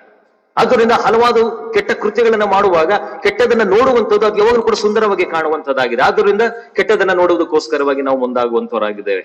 ಯಾಕಂದ್ರೆ ಅದಕ್ಕೋಸ್ಕರವಾಗಿ ಜ್ಞಾನಿಗಳು ಹೀಗೆ ಹೇಳ್ತಾರೆ, ಇರುವೆಯು ಯಾವಾಗಲೂ ಕೂಡ ಸಿಹಿಯನ್ನ ಬಯಸುವಂಥದ್ದು ಸರ್ವೇ ಸಾಮಾನ್ಯ. ಆದ್ರಿಂದ ಅದು ಏನ್ ಮಾಡ್ತದೆ, ಆ ಇರುವೆ ಯಾವಾಗ ಒಂದು ಸಿಹಿಯನ್ನ ಬಯಸಿ ಜೇನುತುಪ್ಪವನ್ನ ಅದು ತಿನ್ನಬೇಕೆಂಬುದಾಗಿ ಹೋಗುವಾಗ, ಜೇನುತುಪ್ಪ ಅದು ಬಹಳಷ್ಟು ಸಿಹಿಯಾಗಿದೆ ಎಂಬುದಾಗಿ ತಿಳಿದಂತದಾಗಿ ಅದು ಏನ್ ಮಾಡ್ತದೆ, ಜೇನುತುಪ್ಪವನ್ನು ತಿನ್ನುವುದಕ್ಕೆ ಹೋಗ್ತದೆ. ಆದರೆ ಜೇನುತುಪ್ಪದಲ್ಲಿ ಅದು ಸಿಕ್ಕಿ ಹಾಕಿಕೊಳ್ತದೆ, ಮತ್ತೆ ಅದರಿಂದ ಬಿಡಿಸಿಕೊಳ್ಳೋದಕ್ಕೆ ಸಾಧ್ಯವಾಗುವುದಿಲ್ಲ. ಆದುದರಿಂದ ಕೆಲವು ಸಂದರ್ಭಗಳಲ್ಲಿ ಮನುಷ್ಯನ ಜೀವಿತ ಹೇಗಿದೆ ನೋಡುವಾಗ ಯಾವುದು ಸುಂದರವಾಗಿದೆ, ಯಾವುದು ಸಿಹಿ ಆಗಿದೆ ಎಂಬುದಾಗಿ ಅಂದುಕೊಂಡಂತವರಾಗಿ ನಾವು ಹೆಚ್ಚಿನ ಅಂತ ರೀತಿಯಲ್ಲಿ ಆ ಒಂದು ಅದನ್ನ ನಾವು ಸ್ವೀಕಾರ ಮಾಡುವಾಗ ಅಂತ ರೀತಿಯಾದ ಒಂದು ಪಾಪದಲ್ಲಿ ನಾವು ಸಿಕ್ಕಿ ಹಾಕಿಕೊಂಡು ಮತ್ತೆ ಮೇಲೆ ಏಳದ ಹಾಗೆ ನಾವು ಜೀವಿಸುವಂತವರಾಗಿದೆ. ಅದೇ ರೀತಿಯಾಗಿ ದೀಪದ ಹುಳಗಳನ್ನ ನಾವು ನೋಡುವಾಗ ದೀಪದ ಹುಳಕ್ಕೆ ಆ ಬೆಳಕು ಕಂಡ ತಕ್ಷಣ ಅದಕ್ಕೆ ಏನಾಗ್ತದೆ, ಬಹಳಷ್ಟು ಆಕರ್ಷಣೆ ಆಗ್ತದೆ. ಸರಿ, ನಾನು ಒಂದು ಬೆಳಕನ್ನು ಅನುಭವಿಸಬೇಕು ಎಂಬುದಾಗಿ ಹೇಳಿ ಆ ಒಂದು ಹುಳ ಏನ್ ಮಾಡ್ತದೆ, ದೀಪದ ಬಳಿಗೆ ಹೋಗ್ತದೆ. ದೀಪದ ಬಳಿಗೆ ಹೋಗುವಾಗ ದೀಪದ ಹತ್ತಿರ ಹೋಗಿದ ತಕ್ಷಣ ಆ ಒಂದು ಶಾಖಕ್ಕೆ ಅದೇನಾಗ್ತದೆ, ಸತ್ತು ಬೀಳ್ತದೆ. ಇದೆಲ್ಲ ಕೂಡ ನಮ್ಗೆ ತಿಳಿದಿರುವಂತ ಒಂದು ವಿಚಾರ. ಇದೇ ರೀತಿಯಾಗಿ ಪಾಪವು ಕೂಡ ಲೋಕವನ್ನ ಆಕರ್ಷಣೆ ಮಾಡ್ತದೆ, ಮನುಷ್ಯನನ್ನ ಆಕರ್ಷಣೆ ಮಾಡ್ತದೆ. ಆಕರ್ಷಣೆ ಮಾಡುವಾಗ ನಾವೊಂದು ಆಕರ್ಷಣೆಗೆ ನಾವು ಸಿಕ್ಕಿ ಹಾಕಿಕೊಳ್ಳುವಾಗ ನಾವೇನ್ ಮಾಡ್ತೀವಿ, ಪಾಪದಲ್ಲಿ ಬಿದ್ದು ಹೋಗ್ತೇವೆ. ಆದ್ರಿಂದ ತಂದೆಯಾದ ದೇವರು ಇದನ್ನ ಕಂಡಂತವನಾಗಿ ನನ್ನ ಮಗನು ಅಥವಾ ನನ್ನ ಮಗಳು ಈ ರೀತಿಯಾದ ಪಾಪಗಳಿಗೆ ಆತನು ಬೀಳುವಂತವರಾಗಿದ್ದಾರೆ, ಆದುದರಿಂದ ಅವ ಪಾಪದಿಂದ ಅವರನ್ನು ನಾನು ಬಿಡುಗಡೆಗೊಳಿಸಬೇಕು ಎಂಬುದಾಗಿ ಹೇಳಿ ಆತನ ಏನ್ ಮಾಡ್ತಾನೆ, ತನ್ನ ಮಗನನ್ನ ಕಳಿಸ್ಕೊಟ್ಟು ಯೇಸು ಸ್ವಾಮಿ ನಮ್ಮೆಲ್ಲರ ಒಂದು ಪಾಪವನ್ನ ತನ್ನ ಮೇಲೆ ಹಾಕಿಕೊಂಡಂತವನಾಗಿ ಆತನು ಶಿಲುಬೆಯನ್ನ ಹೊರುವಂತವನಾಗಿದ್ದಾನೆ ಎಂಬುದಾಗಿ ನಾವು ದೇವರ ವಾಕ್ಯದಲ್ಲಿ ನೋಡುತ್ತೇವೆ. ಅದೇ ಯೆಶಾಯನ ಪ್ರವಾದನ ಗ್ರಂಥ 23ನೇ ಅಧ್ಯಾಯದ 5ನೇ ವಚನದಲ್ಲಿ ನೋಡುವಾಗ ಆ ನಮ್ಮ ದ್ರೋಹಗಳ ದಿಸೆಯಿಂದ ಅವನಿಗೆ ಗಾಯವಾಯಿತು. ಅಂದ್ರೆ ನಾವು ಮಾಡಿದಂತ ಒಂದು ಪಾಪ ಕೃತ್ಯಗಳಿಂದ ಆತನು ದೇಹವನ್ನ ದಂಡಿಸಿಕೊಳ್ಳಬೇಕಾಗ್ತದೆ. ನಮ್ಮ ಅಪರಾಧಗಳ ನಿಮಿತ್ತವಾಗಿ ಆತನು ಜಜ್ಜಲ್ಪಟ್ಟನು. ನಾವು ಮಾಡಿದಂತ ತಪ್ಪು ದೋಷಗಳ ನಿಮಿತ್ತವಾಗಿ ಯೇಸು ಸ್ವಾಮಿ ಜಜ್ಜಲ್ಪಟ್ಟನು. ನಮಗೆ ಸುಕ್ಷೇಮವನ್ನ ಉಂಟು ಮಾಡುವ ದಂಡನೆಯನ್ನ ಅವನು ಅನುಭವಿಸಿದನು ಮತ್ತು ಅವನ ಬಾಸುಂಡೆಗಳಿಂದ ಆಗ ನಮಗೆ ಗುಣವಾಯಿತು. ತಂದೆಯಾದ ದೇವರು ಯೇಸು ಸ್ವಾಮಿ ಆತನು ನನಗೋಸ್ಕರವಾಗಿ ನಿಮಗೋಸ್ಕರವಾಗಿ ನಮ್ಮ ಪಾಪಗಳನ್ನು ಹೊತ್ತುಕೊಂಡದ್ದರಿಂದ ಆತನು ಶಿಕ್ಷಿತನಾದದ್ದರಿಂದ ಆತನು ಯಾವಾಗಲೂ ಕೂಡ ಜಜ್ಜಲ್ಪಟ್ಟನೆ ಮತ್ತು ಆತನು ವಿಶೇಷವಾದಂತ ರೀತಿಯಲ್ಲಿ ಆತನ ಒಂದು ದೇಹವನ್ನ ಸಂಪೂರ್ಣವಂತ ರೀತಿಯಲ್ಲಿ ದಂಡಿಸಿಕೊಳ್ತಾನೆ ಮತ್ತು ನಮ್ಮ ಪಾಪಗಳನ್ನು ಸಂಪೂರ್ಣವಂತ ರೀತಿಯಲ್ಲಿ ತನ್ನ ಮೇಲೆ ಹಾಕಿಕೊಳ್ಳುವಂತನಾಗಿದ್ದಾನೆ. 11ನೇ ವಚನವನ್ನು ನಾವು ನೋಡುವಾಗ, ನನ್ನ ಆತ್ಮವು ಅನುಭವಿಸಿದ ಶ್ರಮೆಯ ಫಲವನ್ನು ಕಂಡು ತೃಪ್ತನಾಗುವೆನು. ಧರ್ಮಾತ್ಮನಾದ ನನ್ನ ಸೇವಕನು ತನ್ನ ಜ್ಞಾನದ ಮೂಲಕ ಬಹು ಜನರನ್ನ ಧರ್ಮ ಮಾಡಕ್ಕೆ ತರುವನು. ಅವರ ಅಪರಾಧಗಳನ್ನ ಆತನು ಹೊತ್ತುಕೊಂಡನು ಎಂಬುದಾಗಿ ಅಲ್ಲಿ ಬರೆಯಲ್ಪಟ್ಟಿದೆ. ಹಾಗಾದರೆ ನಮ್ಮ ದ್ರೋಹಗಳನ್ನ ಆತನು ಹೊತ್ತುವಂತವನಾಗಿದ್ದುಕೊಂಡು ಆತನು ನಮಗೋಸ್ಕರವಾಗಿ ಈ ಲೋಕದಲ್ಲಿ ಆತನು ಪಾಪವನ್ನ ಆತನು ಅನುಭವಿಸುವ ಅಂದರೆ ಪ್ರಾಣವನ್ನ ತ್ಯಾಗ ಮಾಡುವುದರ ಮೂಲಕವಾಗಿ ಆತನು ಅನುಭವಿಸಬೇಕಾಯಿತು ಎಂಬುದಾಗಿ ನೋಡುವಂತವರಾಗಿದ್ದೇವೆ. ಯಾಕಂದ್ರೆ ಕೀರ್ತನೆಗಾರನು ಹೀಗೆ ಹೇಳ್ತಾನೆ, ಅದಕ್ಕೋಸ್ಕರವಾಗಿ ನನ್ನ ಅಪರಾಧಗಳು ಅಂದ್ರೆ ಕೀರ್ತನೆಗಳ ಪುಸ್ತಕ 38ನೇ ಅಧ್ಯಾಯದ 4ನೇ ವಚನದಲ್ಲಿ, ನನ್ನ ಅಪರಾಧಗಳು ನನ್ನನ್ನ ಮುಳುಗಿಸಿ ಬಿಟ್ಟಿವೆ. ನನ್ನ ಅಪರಾಧಗಳನ್ನ ಏನಾದ್ರೂ ಎಣಿಸುವುದಕ್ಕೆ ಹೋದರೆ ಅದು ಎಣಿಸಲಿಕ್ಕೆ ಅಸಾಧ್ಯವಾದಂತದ್ದಾಗಿದೆ. ಆದುದರಿಂದ ನನ್ನ ಅಪರಾಧಗಳು ಹೆಚ್ಚಾದದ್ದರಿಂದ ನನ್ನನ್ನು ಅದು ಸಂಪೂರ್ಣವಾದಂತ ರೀತಿಯಲ್ಲಿ ಮುಳುಗಿಸಿ ಬಿಟ್ಟಿವೆ. ಅವು ಹೊರಲಾರದಷ್ಟು ಭಾರವಾದ ಹೊರೆಯಂತೆ ನನ್ನನ್ನು ಅದುಮಿ ಬಿಟ್ಟಿವೆ ಎಂಬುದಾಗಿ ದಾವೀದನು ಹೇಳ್ತಾನೆ. ದಾವೀದನು ಅಷ್ಟೆಲ್ಲ ಕಾರ್ಯಗಳನ್ನು ಮಾಡುವಂತವನಾಗಿದ್ದಾನೆ. ದಾವೀದನು ದೇವರ ದೃಷ್ಟಿಯಲ್ಲಿ ಬಹಳಷ್ಟು ಕೋಮಲನಾಗಿರ್ತಾನೆ, ಒಳ್ಳೆಯ ಹೆಸರನ್ನ ಪಡೆದಂತವನಾಗಿದ್ದಾನೆ. ಆದಾಗ್ಯೂ ಕೂಡ ಆತನ ಏನ್ ಮಾಡ್ತಾನೆ, ಲೋಕದ ಒಂದು ಆಸೆಗೆ ಆತನು ಬೀಳುವಂತವನಾಗಿದ್ದಾನೆ. ಯಾವಾಗ ಆತನು ಆ ಒಂದು ಬತ್ಷೆಬಳೊಂದಿಗೆ ಆತನು ಪಾಪವೆಸಗಿದಾಗ ಆತನು ಆ ಒಂದು ಪಾಪ ಅದು ಬಹಳಷ್ಟು ಘೋರವಾದಂತ ಒಂದು ಪಾಪ ಎಂಬುದಾಗಿ ಎಣಿಸಲ್ಪಡುತ್ತದೆ. ಅದು ಬಹಳ ದೊಡ್ಡದಾದಂತಹ ಅಪರಾಧವಾದದ್ದರಿಂದ ಆತನು ದೇವರ ಒಂದು ದೃಷ್ಟಿಯಲ್ಲಿ ಆತನು ಕೆಟ್ಟವನಾಗಿ ಆತನು ಕಾಣಿಸಲ್ಪಡುವಂತವನಾಗಿದ್ದಾನೆ. ಹಲವಾರು ದಿವಸಗಳು ಆತನು ಇದಕ್ಕೋಸ್ಕರವಾಗಿ ಮನಮರುಗ್ತಾನೆ. ದೇವರೇ, ನಾನು ಮಾಡಿದಂತ ತಪ್ಪು ಎಂಬುದು ಅವನಿಗೆ ಅರಿಕೆ ಆಗ್ತದೆ. ಆದ್ರಿಂದ ಅದನ್ನ ತಂದೆಯಾದ ದೇವರ ಬಳಿ 7 ದಿವಸಗಳ ಉಪವಾಸ ಮಾಡುವುದರ ಮೂಲಕವಾಗಿ ಅರಿಕೆ ಮಾಡ್ತಾನೆ. ಆದಾಗ್ಯೂ ಕೂಡ ಆ ಒಂದು ಪಾಪ ಬಹಳಷ್ಟು ಘೋರವಾದದ್ದರಿಂದ ಆತನಿಗೆ ಹುಟ್ಟಿದಂತ ಆ ಒಂದು ಮಗು ಸತ್ತು ಹೋಯಿತು ಎಂಬುದಾಗಿ ನಾವು ವಾಕ್ಯ ಸಂದೇಶದಲ್ಲಿ ನೋಡುವಂತವರಾಗಿದೆ. ಹೀಗಿರುವಾಗ ನನ್ನ ಮತ್ತು ನಿಮ್ಮ ಒಂದು ಜೀವಿತಗಳಲ್ಲಿ ಇಷ್ಟೆಲ್ಲ ಒಂದು ಪಾಪದ ಹೊರೆಗಳನ್ನು ನಾವು ಹೊತ್ತವರಾಗಿ ಲೋಕದಲ್ಲಿ ಜೀವನ ಮಾಡಿದರೆ ನಮ್ಮ ಕುಟುಂಬಗಳಲ್ಲಿ ಎಷ್ಟೋ ರೀತಿಯಾದ ಕೆಟ್ಟ ಕೆಟ್ಟ ಕೃತ್ಯಗಳು ನಡೆಯಲಿಕ್ಕೆ ಸಾಧ್ಯತೆ ಉಂಟು. ಎಂದಿಗೂ ಕೂಡ ಸಮಾಧಾನದಿಂದ ಲೋಕದಲ್ಲಿ ಜೀವಿಸಲಿಕ್ಕೆ ಸಾಧ್ಯವೇ ಇಲ್ಲ ಪ್ರೇರೆ. ಯಾಕಂದ್ರೆ ಅಷ್ಟರ ಮಟ್ಟಿಗೆ ಲೋಕದಲ್ಲಿ ನಾವು ಪಾಪಗಳನ್ನ ಮಾಡಿ ನಾವು ಜೀವಿಸುವಂತವರಾಗಿದ್ದೇವೆ. ಯಾವಾಗ ಯೇಸು ಸ್ವಾಮಿ ನನ್ನ ಜೀವಿತದಲ್ಲಿ ಬರುವಾಗ ಆತನು ನಮ್ಮೆಲ್ಲರ ಪಾಪಗಳನ್ನು ಹೊತ್ತುಕೊಂಡದ್ದರಿಂದ ಇವತ್ತಿನ ದಿವಸದಲ್ಲಿ ನಾನು ಮತ್ತು ನೀವುಗಳು ಸಮಾಧಾನವಾದಂತ ರೀತಿಯಲ್ಲಿ ಇಲ್ಲಿ ಕುಳಿತುಕೊಂಡು ಆತನನ್ನು ಆರಾಧನೆ ಮಾಡ್ತಾ ಇದ್ದೇವೆ. ಯೇಸು ಸ್ವಾಮಿ ಏನಾದ್ರೂ ಲೋಕಕ್ಕೆ ಬಾರದೇ ಹೋಗಿದ್ದ ಒಂದು ಪಕ್ಷದಲ್ಲಿ ಇಷ್ಟೊತ್ತಿಗೆ ನಾವೆಲ್ಲರೂ ಕೂಡ ಸಂಪೂರ್ಣವಾದಂತ ರೀತಿಯಲ್ಲಿ ಸರ್ವನಾಶವಾಗಿ ಹೋಗಬೇಕಾಗಿತ್ತು. ಆದ್ರಿಂದ ಯೆಶಾಯನು ಅದಕ್ಕೆ ಹೇಳುವಂತ ಮಾತು, ನಮ್ಮೆಲ್ಲರ ದೋಷ ಫಲವನ್ನ ಯೆಹೋವನು ಅವನ ಮೇಲೆ ಹಾಕಿದನು ಎಂಬುದಾಗಿ. ನಾವು ಮಾಡಿದಂತ ಎಲ್ಲಾ ದೋಷಗಳನ್ನ, ತಪ್ಪುಗಳನ್ನ, ಪಾಪಗಳನ್ನ ಎಲ್ಲವನ್ನೂ ಕೂಡ ತಂದೆಯಾದ ದೇವರು ಏನ್ ಮಾಡ್ತಾನೆ, ಯೇಸು ಸ್ವಾಮಿ ಮೇಲೆ ಹಾಕಿ ನಮ್ಮೆಲ್ಲರ ಪರವಾಗಿ ಆತನ ಏನ್ ಮಾಡ್ತಾನೆ, ಆತನು ಮರಣವನ್ನ ಹೊಂದುವಷ್ಟರ ಮಟ್ಟಿಗೆ ಆತನನ್ನ ಒಪ್ಪಿಸಿಕೊಡುವಂತದ್ದನ್ನ ನಾವು ನೋಡುವಂತವರಾಗಿದೆ. ಮತ್ತು 3ನೇದಾಗಿ ನಾವು ನೋಡುವಾಗ ಆತನು ಹೀಗೆ ತಿಳಿಸ್ಕೊಂಡು, ಮತ್ತಾಯನು ಬರೆದ ಸುವಾರ್ತೆ 8ನೇ ಅಧ್ಯಾಯದ 17ನೇ ವಚನದಲ್ಲಿ, ನಮ್ಮ ಬೇನೆಗಳನ್ನ ತಾನೇ ತೆಗೆದುಕೊಂಡು ನಮ್ಮ ರೋಗಗಳನ್ನು ಕೂಡ ಆತನು ತನ್ನ ಮೇಲೆ ಹೊತ್ತುಕೊಂಡನು ಎಂಬುದಾಗಿ ಮೊದಲನೇದಾಗಿ ನಮ್ಮ ಪಾಪಗಳನ್ನು ಹೊತ್ತುಕೊಳ್ತಾನೆ, ಎರಡನೇದಾಗಿ ನಮ್ಮ ಅಪರಾಧಗಳನ್ನ ಆತನು ತನ್ನ ಮೇಲೆ ಹೊತ್ತುಕೊಳ್ತಾನೆ, ಮೂರನೇದಾಗಿ ನೋಡುವಾಗ ನಮ್ಮ ರೋಗಗಳನ್ನು ಕೂಡ ಆತನು ತನ್ನ ಮೇಲೆ ಹಾಕಿಕೊಳ್ಳುವಂತವನಾಗಿದ್ದಾನೆ. ಆದುದರಿಂದ ಇವತ್ತಿನ ದಿವಸದಲ್ಲಿ ಏನೇ ರೋಗಗಳು ಬಂದಾಗಿಯೂ ಕೂಡ ನಾವು ಯೇಸುವಿನ ಹೆಸರಿನಲ್ಲಿ ನಾವು ಪ್ರಾರ್ಥನೆ ಮಾಡುವಾಗ ಎಲ್ಲವೂ ಕೂಡ ಗುಣ ಆಗ್ತದೆ ಎಂಬುದಾಗಿ ನಂಬುವಂಥದ್ದು ಬಹಳಷ್ಟು ಅವಶ್ಯವಾದಂತಹ ಒಂದು ಸಂಗತಿ ಆಗಿದೆ ಪ್ರೇಯರ್. ಆದ್ರಿಂದ ಇದನ್ನ ಈ ಮುಂದಿನ ದಿವಸಗಳಲ್ಲಿ ಇದನ್ನ ನಾವು ಏನ್ ಮಾಡ್ಬೇಕಾಗ್ತದೆ, ಅಭ್ಯಾಸ ಮಾಡಬೇಕಾಗ್ತದೆ. ಎಷ್ಟೋ ಜನರು ಈ ಒಂದು ಕಾರ್ಯವನ್ನ ಗೊತ್ತಿಲ್ಲದ ರೀತಿಯಲ್ಲಿ ಲೋಕದಲ್ಲಿ ಜೀವನವನ್ನು ಮಾಡಿ ತಮ್ಮ ದೇಹಗಳನ್ನು ಸಂಪೂರ್ಣವಂತ ರೀತಿಯಲ್ಲಿ ದಂಡಿಸಿಕೊಂಡಂತವರಾಗಿ ಅವರು ನಶಿಸಿ ಹೋಗಿರುವಂತದ್ದನ್ನು ನಾವು ನೋಡುವಂತವರಾಗಿದ್ದೇವೆ. ಯಾವಾಗ ನಮಗೆ ಯೇಸು ಸ್ವಾಮಿ ನಮ್ಮ ಜೀವಿತದಲ್ಲಿ ಇದ್ದಾನೆ ಎಂಬುದಾಗಿ ನೀವು ತಿಳಿಯುತ್ತೀರೋ ಮತ್ತು ಯೇಸು ಸ್ವಾಮಿನ ಬೇಡುವಾಗ ಯೇಸು ಸ್ವಾಮಿ ನನಗೆ ಗುಣವನ್ನು ಕೊಡುತ್ತಾನೆ ಎಂಬುದಾಗಿ ನೀವು ನಂಬುವಂತವರಾಗಿದ್ದಾರೋ ಅಂಥವ್ರೆಲ್ಲರಿಗೂ ಕೂಡ ಬಿಡುಗಡೆ ಉಂಟು ಎಂಬುದಾಗಿ ದೇವರ ವಾಕ್ಯದಲ್ಲಿ ಆಧಾರ ಉಂಟು. ಹೀಗಿರುವಾಗ ನಾವು ಏನ್ ಮಾಡ್ತೇವೆ, ನಾವು ಅದನ್ನ ಸಂಪೂರ್ಣವಂತ ರೀತಿಯಲ್ಲಿ ಬದಿಗೊತ್ತಿ ನಾವು ವೈದ್ಯರನ್ನ ಆಶ್ರಯಿಸಿಕೊಂಡು ಹೋಗ್ತೇವೆ, ನರ್ಸಸ್ಗಳನ್ನ ಆಶ್ರಯಿಸಿಕೊಂಡು ಹೋಗ್ತೇವೆ ಮತ್ತು ವಿಧವಾದಂತ ರೀತಿಯಲ್ಲಿ ಇವರನ್ನ ನಾವು ಕೇಳಿ ನಾವು ಸಂಪೂರ್ಣವಂತ ರೀತಿಯಲ್ಲಿ ನಮ್ಮ ದೇಹವನ್ನ ನಾವು ನಾಶ ಮಾಡಿಕೊಳ್ಳುವಂತವರಾಗಿದ್ದೇವೆ. ಆದ್ರೆ ಯೇಸು ಸ್ವಾಮಿ ಹೇಳ್ತೇನೆ, ನಮ್ಮೆಲ್ಲರ ರೋಗಗಳನ್ನು ಆತನು ಹೊತ್ತುಕೊಂಡಂತವನಾಗಿ ನನಗೆ ಬೇಕಾಗಿರುವಂತಹ ಆರೋಗ್ಯಗಳನ್ನು ಕೊಡಲು ಆತನ ಶಕ್ತನಾಗಿದ್ದಾನೆ ಎಂಬುದಾಗಿ ಆತನ ಬಾಸುಂಡೆಗಳಿಂದ ನಮ್ಮೆಲ್ಲರಿಗೆ ಗುಣವಾಯಿತು. ಯಾಕೆಂದ್ರೆ ಆತನು ನಮ್ಮ ರೋಗಗಳನ್ನು ಹೊತ್ತಿಕೊಂಡಿದ್ದರಿಂದ ನಮ್ಮೆಲ್ಲ ರೋಗಗಳು ಸಂಪೂರ್ಣವಂತ ರೀತಿಯಲ್ಲಿ ಯೇಸು ಸ್ವಾಮಿಯ ಮೇಲೆ ಹಾಕಲ್ಪಟ್ಟಿತು. ಆದ್ದರಿಂದ ಆ ಎಲ್ಲಾ ರೀತಿಯಾದ ರೋಗಗಳನ್ನ ಆತನು ತನ್ನ ದೇಹದಲ್ಲಿ ಹೊತ್ತುಕೊಂಡಂತವನಾದನು ನಮ್ಮೆಲ್ಲರಿಗೆ ಬಿಡುಗಡೆ ಆಯಿತು ಎಂಬುದಾಗಿ ಇವತ್ತಿನ ದಿವಸದಲ್ಲಿ ಆ ಒಂದು ವಿಶೇಷವಾದಂತ ನಂಬಿಕೆಯಲ್ಲಿ ನಾವು ಲೋಕದಲ್ಲಿ ಜೀವನವನ್ನು ಮಾಡುತ್ತಿದ್ದೇವೆ ಎಂಬುದಾಗಿ ನಾವು ಆಲೋಚನೆ ಮಾಡಿಕೊಳ್ಳುವಂತ ಒಂದು ಸಮಯ ಪ್ರೇಯರ್. ಯಾಕೆಂದರೆ ಈ ಒಂದು ಮಲೇರಿಯಾ ಒಂದು ರೋಗ ಬಂದಾಗ ಆ ಒಂದು ಮಲೇರಿಯಾ ರೋಗಕ್ಕೆ ಒಂದು ಮದ್ದನ್ನು ಕಂಡು ಹಿಡಿಯಬೇಕಾದಂತ ಒಂದು ಸಂದರ್ಭ ಒದಗಿ ಬಂತು. ಆ ಮಲೇರಿಯಾ ರೋಗವನ್ನ ಕಂಡು ಹಿಡಿಯುವಂತ ಒಬ್ಬ ವೈದ್ಯ ಏನ್ ಮಾಡ್ತಾನೆ, ಹಲವಾರು ರೀತಿಯಲ್ಲಿ ಅವನು ಆ ಮದ್ದುಗಳನ್ನ ಕಂಡು ಹಿಡಿಯಲಿಕ್ಕೆ ಅಭ್ಯಾಸ ಮಾಡ್ತಾನೆ. ನಂತರ ಕಂಡು ಹಿಡಿದ ನಂತರ ಅದನ್ನು ಯಾರ ಮೇಲೆ ಪ್ರಯೋಗ ಮಾಡಬೇಕು ಎಂಬುದಾಗಿ ಆಲೋಚನೆ ಮಾಡ್ತಾನೆ. ಈಗ ಪ್ರಾಣಿಗಳ ಮೇಲೆ ಅಥವಾ ಪಕ್ಷಿಗಳ ಮೇಲೆ ಮಾಡುವಂತದ್ದು ಸರ್ವೇ ಸಾಮಾನ್ಯ. ಸರಿ, ಅದಕ್ಕೆ ಸರಿಯಾದ ರಿಸಲ್ಟ್ ಸಿಗುವುದಿಲ್ಲ ಎಂಬುದಾಗಿ ಹೇಳಿ ಯಾವುದಾದ್ರೂ ಒಬ್ಬ ಮನುಷ್ಯನ ಮೇಲೆ ಮಾಡಿದರೆ ಒಳಿತು ಎಂಬುದಾಗಿ ಹೇಳಿ ಅಲ್ಲಿರುವಂತಹ ಕೆಲವು ವ್ಯಕ್ತಿಗಳನ್ನ ಆತನು ಕೇಳ್ತಾನೆ, ನಾನು ಈ ರೀತಿಯಾದ ರೋಗಕ್ಕೆ, ಈ ಒಂದು ಮಲೇರಿಯಾ ರೋಗಕ್ಕೆ ನಾನು ಮದ್ದನ್ನು ಕಂಡುಹಿಡಿದಿದ್ದೇನೆ, ಯಾರಾದರೂ ನೀವು ಮುಂದೆ ಬರುವುದಾದರೆ ನಾನು ಮೊದಲನಾಗಿ ನಿಮ್ಮ ಮೇಲೆ ಟ್ರಯಲ್ ಮಾಡ್ತೇನೆ, ಟ್ರಯಲ್ ಮಾಡಿದ ನಂತರ ಅದು ಚೆನ್ನಾಗಾದ ನಂತರ ನಾನು ಲೋಕಕ್ಕೆ ಅದನ್ನ ಔಷಧಿಗಳನ್ನ ಕೊಡ್ತೇನೆ ಎಂಬುದಾಗಿ. ಯಾರು ಕೂಡ ಮುಂದೆ ಬರುವುದಿಲ್ಲ, ಎಲ್ಲರೂ ಕೂಡ ಹೆದರು ಹೋಗ್ತಾರೆ. ಅಯ್ಯೋ, ಯಾಕೆಂದ್ರೆ ಮಲೇರಿಯಾ ಆಗಿನ ಕಾಲದಲ್ಲಿ ಅಷ್ಟು ಭಯಂಕರವಾದಂತ ರೀತಿಯಲ್ಲಿ ಇತ್ತು. ಅದರಿಂದ ಈ ಆರೋಗ್ಯವಂತನು ಆ ರೋಗವನ್ನ ಸುಮ್ಮನೆ ಮೇಲಿನ ಮೇಲೆ ಆತನು ಹಾಕಿಸಿಕೊಳ್ಳುವಂಥದ್ದು ಎಷ್ಟರ ಮಟ್ಟಿಗೆ ಅದು ಸತ್ಯ, ಎಷ್ಟರ ಮಟ್ಟಿಗೆ ಅದು ಹೌದು ಎಂಬುದಾಗಿ ತಿಳಿದಂಥವನಾಗಿ ಯಾರು ಕೂಡ ಮುಂದೆ ಬರುವುದಿಲ್ಲ. ಕೊನೆಗೆ ಏನ್ ಮಾಡ್ತಾನೆ, ಏನಪ್ಪಾ ನಾನು ಕಂಡುಹಿಡಿದಿದ್ದಾಗಿ ಕೂಡ ಒಬ್ಬರು ಕೂಡ ನನ್ನ ಮೇಲೆ ಭರವಸೆ ಇಟ್ಟಿಲ್ಲ ಎಂಬುದಾಗಿ ಹೇಳಿ ಕೊನೆಗೆ ಆ ಒಬ್ಬ ವೈದ್ಯನ ಏನ್ ಮಾಡ್ತಾನೆ, ತಾನೇ ಆ ಒಂದು ಮಲೇರಿಯಾ ರೋಗವನ್ನ ತನ್ನ ದೇಹದಲ್ಲಿ ಸಿಕ್ಕಿಸ್ಕೊಳ್ತಾನೆ, ಇಂಜೆಕ್ಟ್ ಮಾಡ್ಕೊಳ್ತಾನೆ. ಇಂಜೆಕ್ಟ್ ಮಾಡಿಕೊಂಡ ನಂತರ ಆ ರೋಗ ಬರ್ತದೆ. ರೋಗ ಬಂದ ತಕ್ಷಣ ಆತನೇನ್ ಮಾಡ್ತಾನೆ, ಆತನು ಕಂಡು ಹಿಡಿದಂತಹ ಒಂದು ಮದ್ದುಗಳನ್ನ ಆತನು ನುಂಗಲಿಕ್ಕೆ ಆರಂಭ ಮಾಡ್ತಾನೆ. ನುಂಗಿದ ತಕ್ಷಣವೇ ಕೆಲವು ದಿನಗಳಾದ ನಂತರ ಆತನು ಸಂಪೂರ್ಣವಾಗಿ ಗುಣ ಹೊಂದುತ್ತಾನೆ. ಆಗ ಅವನಿಗೆ ಗೊತ್ತಾಗ್ತದೆ ಇದಕ್ಕೆ ಮದ್ದು ಇದೆ ಎಂಬುದಾಗಿ ತಿಳಿದು ಆತನು ಇಡೀ ಲೋಕಕ್ಕೆ ಅದನ್ನ ಹಂಚುವಂತವನಾಗಿದ್ದಾನೆ. ಈ ರೀತಿಗೆ ಒಬ್ಬ ಸಾಧಾರಣವಾದಂತಹ ಒಬ್ಬ ವ್ಯಕ್ತಿ ಲೋಕದಲ್ಲಿ ಈ ರೀತಿಯಾದ ಕಾರ್ಯಗಳನ್ನ ಮಾಡುವಾಗ ಜನರು ನಾವು ಅದರ ಮೇಲೆ ನಂಬಿಕೆ ಇಡುವಾಗ, ಹಾಗಾದ್ರೆ ತಂದೆಯಾದ ದೇವರು ನಮ್ಮೆಲ್ಲರ ಪಾಪಗಳನ್ನ ಹೊತ್ತುಕೊಂಡು ಆತನ ಏನ್ ಮಾಡ್ತಾನೆ, ನಮಗೋಸ್ಕರವಾಗಿ ಪ್ರಾಣವನ್ನ ತ್ಯಾಗ ಮಾಡಿದ್ದಾನೆ ಎಂಬುದಾಗಿ ಹೇಳುವಾಗ ಯಾಕೆ ಕೆಲವು ಸಂದರ್ಭಗಳಲ್ಲಿ ನಾವು ನಂಬುವುದಿಲ್ಲ? ನಾವು ಲೋಕದ ಜನರನ್ನ ಮೇಲೆ ಹೆಚ್ಚಿನ ಅಂತ ಒಂದು ನಂಬಿಕೆಯನ್ನು ಇಡ್ತೇವೆ, ವಿಶ್ವಾಸವನ್ನು ಇಡ್ತೇವೆ. ಆದರೆ ತಂದೆಯಾದ ದೇವರ ಮೇಲೆ ವಿಶ್ವಾಸವನ್ನು ಇಡುವುದರಲ್ಲಿ ಎಷ್ಟೋ ಸಮಯದಲ್ಲಿ ನಾವು ಬಿದ್ದು ಹೋಗಿದ್ದೇವೆ. ಅದರಿಂದ ಕರ್ತನಲ್ಲಿ ಪ್ರೀತಿಯುಳ್ಳ ದೇವ ಜನ ಯೇಸು ಸ್ವಾಮಿ ಹೇಳ್ತಾ ಇದ್ದಾನೆ, ನಿಮ್ಮೆಲ್ಲರ ರೋಗಗಳನ್ನ ನಾನು ನನ್ನ ಮೇಲೆ ಹಾಕಿಕೊಂಡಿದ್ದೇನೆ, ಆದ್ರಿಂದ ನನ್ನ ಬಾಸುಗಂಡೆಗಳಿಂದ ನಿಮ್ಮೆಲ್ಲರಿಗೆ ಗುಣ ಆಗಿದೆ, ಆದ್ರಿಂದ ಹೆದರಬೇಡಿ, ಲೋಕದಲ್ಲಿ ಧೈರ್ಯವಾಗಿ ಜೀವನವನ್ನು ಮಾಡಿರಿ ಎಂಬುದಾಗಿ ಹೇಳಿದಾಗಿಯೂ ಕೂಡ ಕೆಲವು ಸಂದರ್ಭಗಳಲ್ಲಿ ನಾವು ಆತಂಕಕ್ಕೆ ಒಳಪಡುತ್ತೇವೆ. ಯಾಕಂದ್ರೆ ಈ ಒಂದು ಕೊರೋನಾ ವೈರಸ್ ಎಂಬುದಾಗಿ ನಾವು ನೋಡುವಾಗ ಈ ಒಂದು ಸಂದರ್ಭದಲ್ಲಿ ಎಷ್ಟೋ ಜನರು ತತ್ತರಗೊಂಡರು, ಆದರೆ ಎಷ್ಟೋ ಜನರು ಆಶೀರ್ವಾದವನ್ನು ಹೊಂದಿಕೊಂಡಿದ್ದಾರೆ.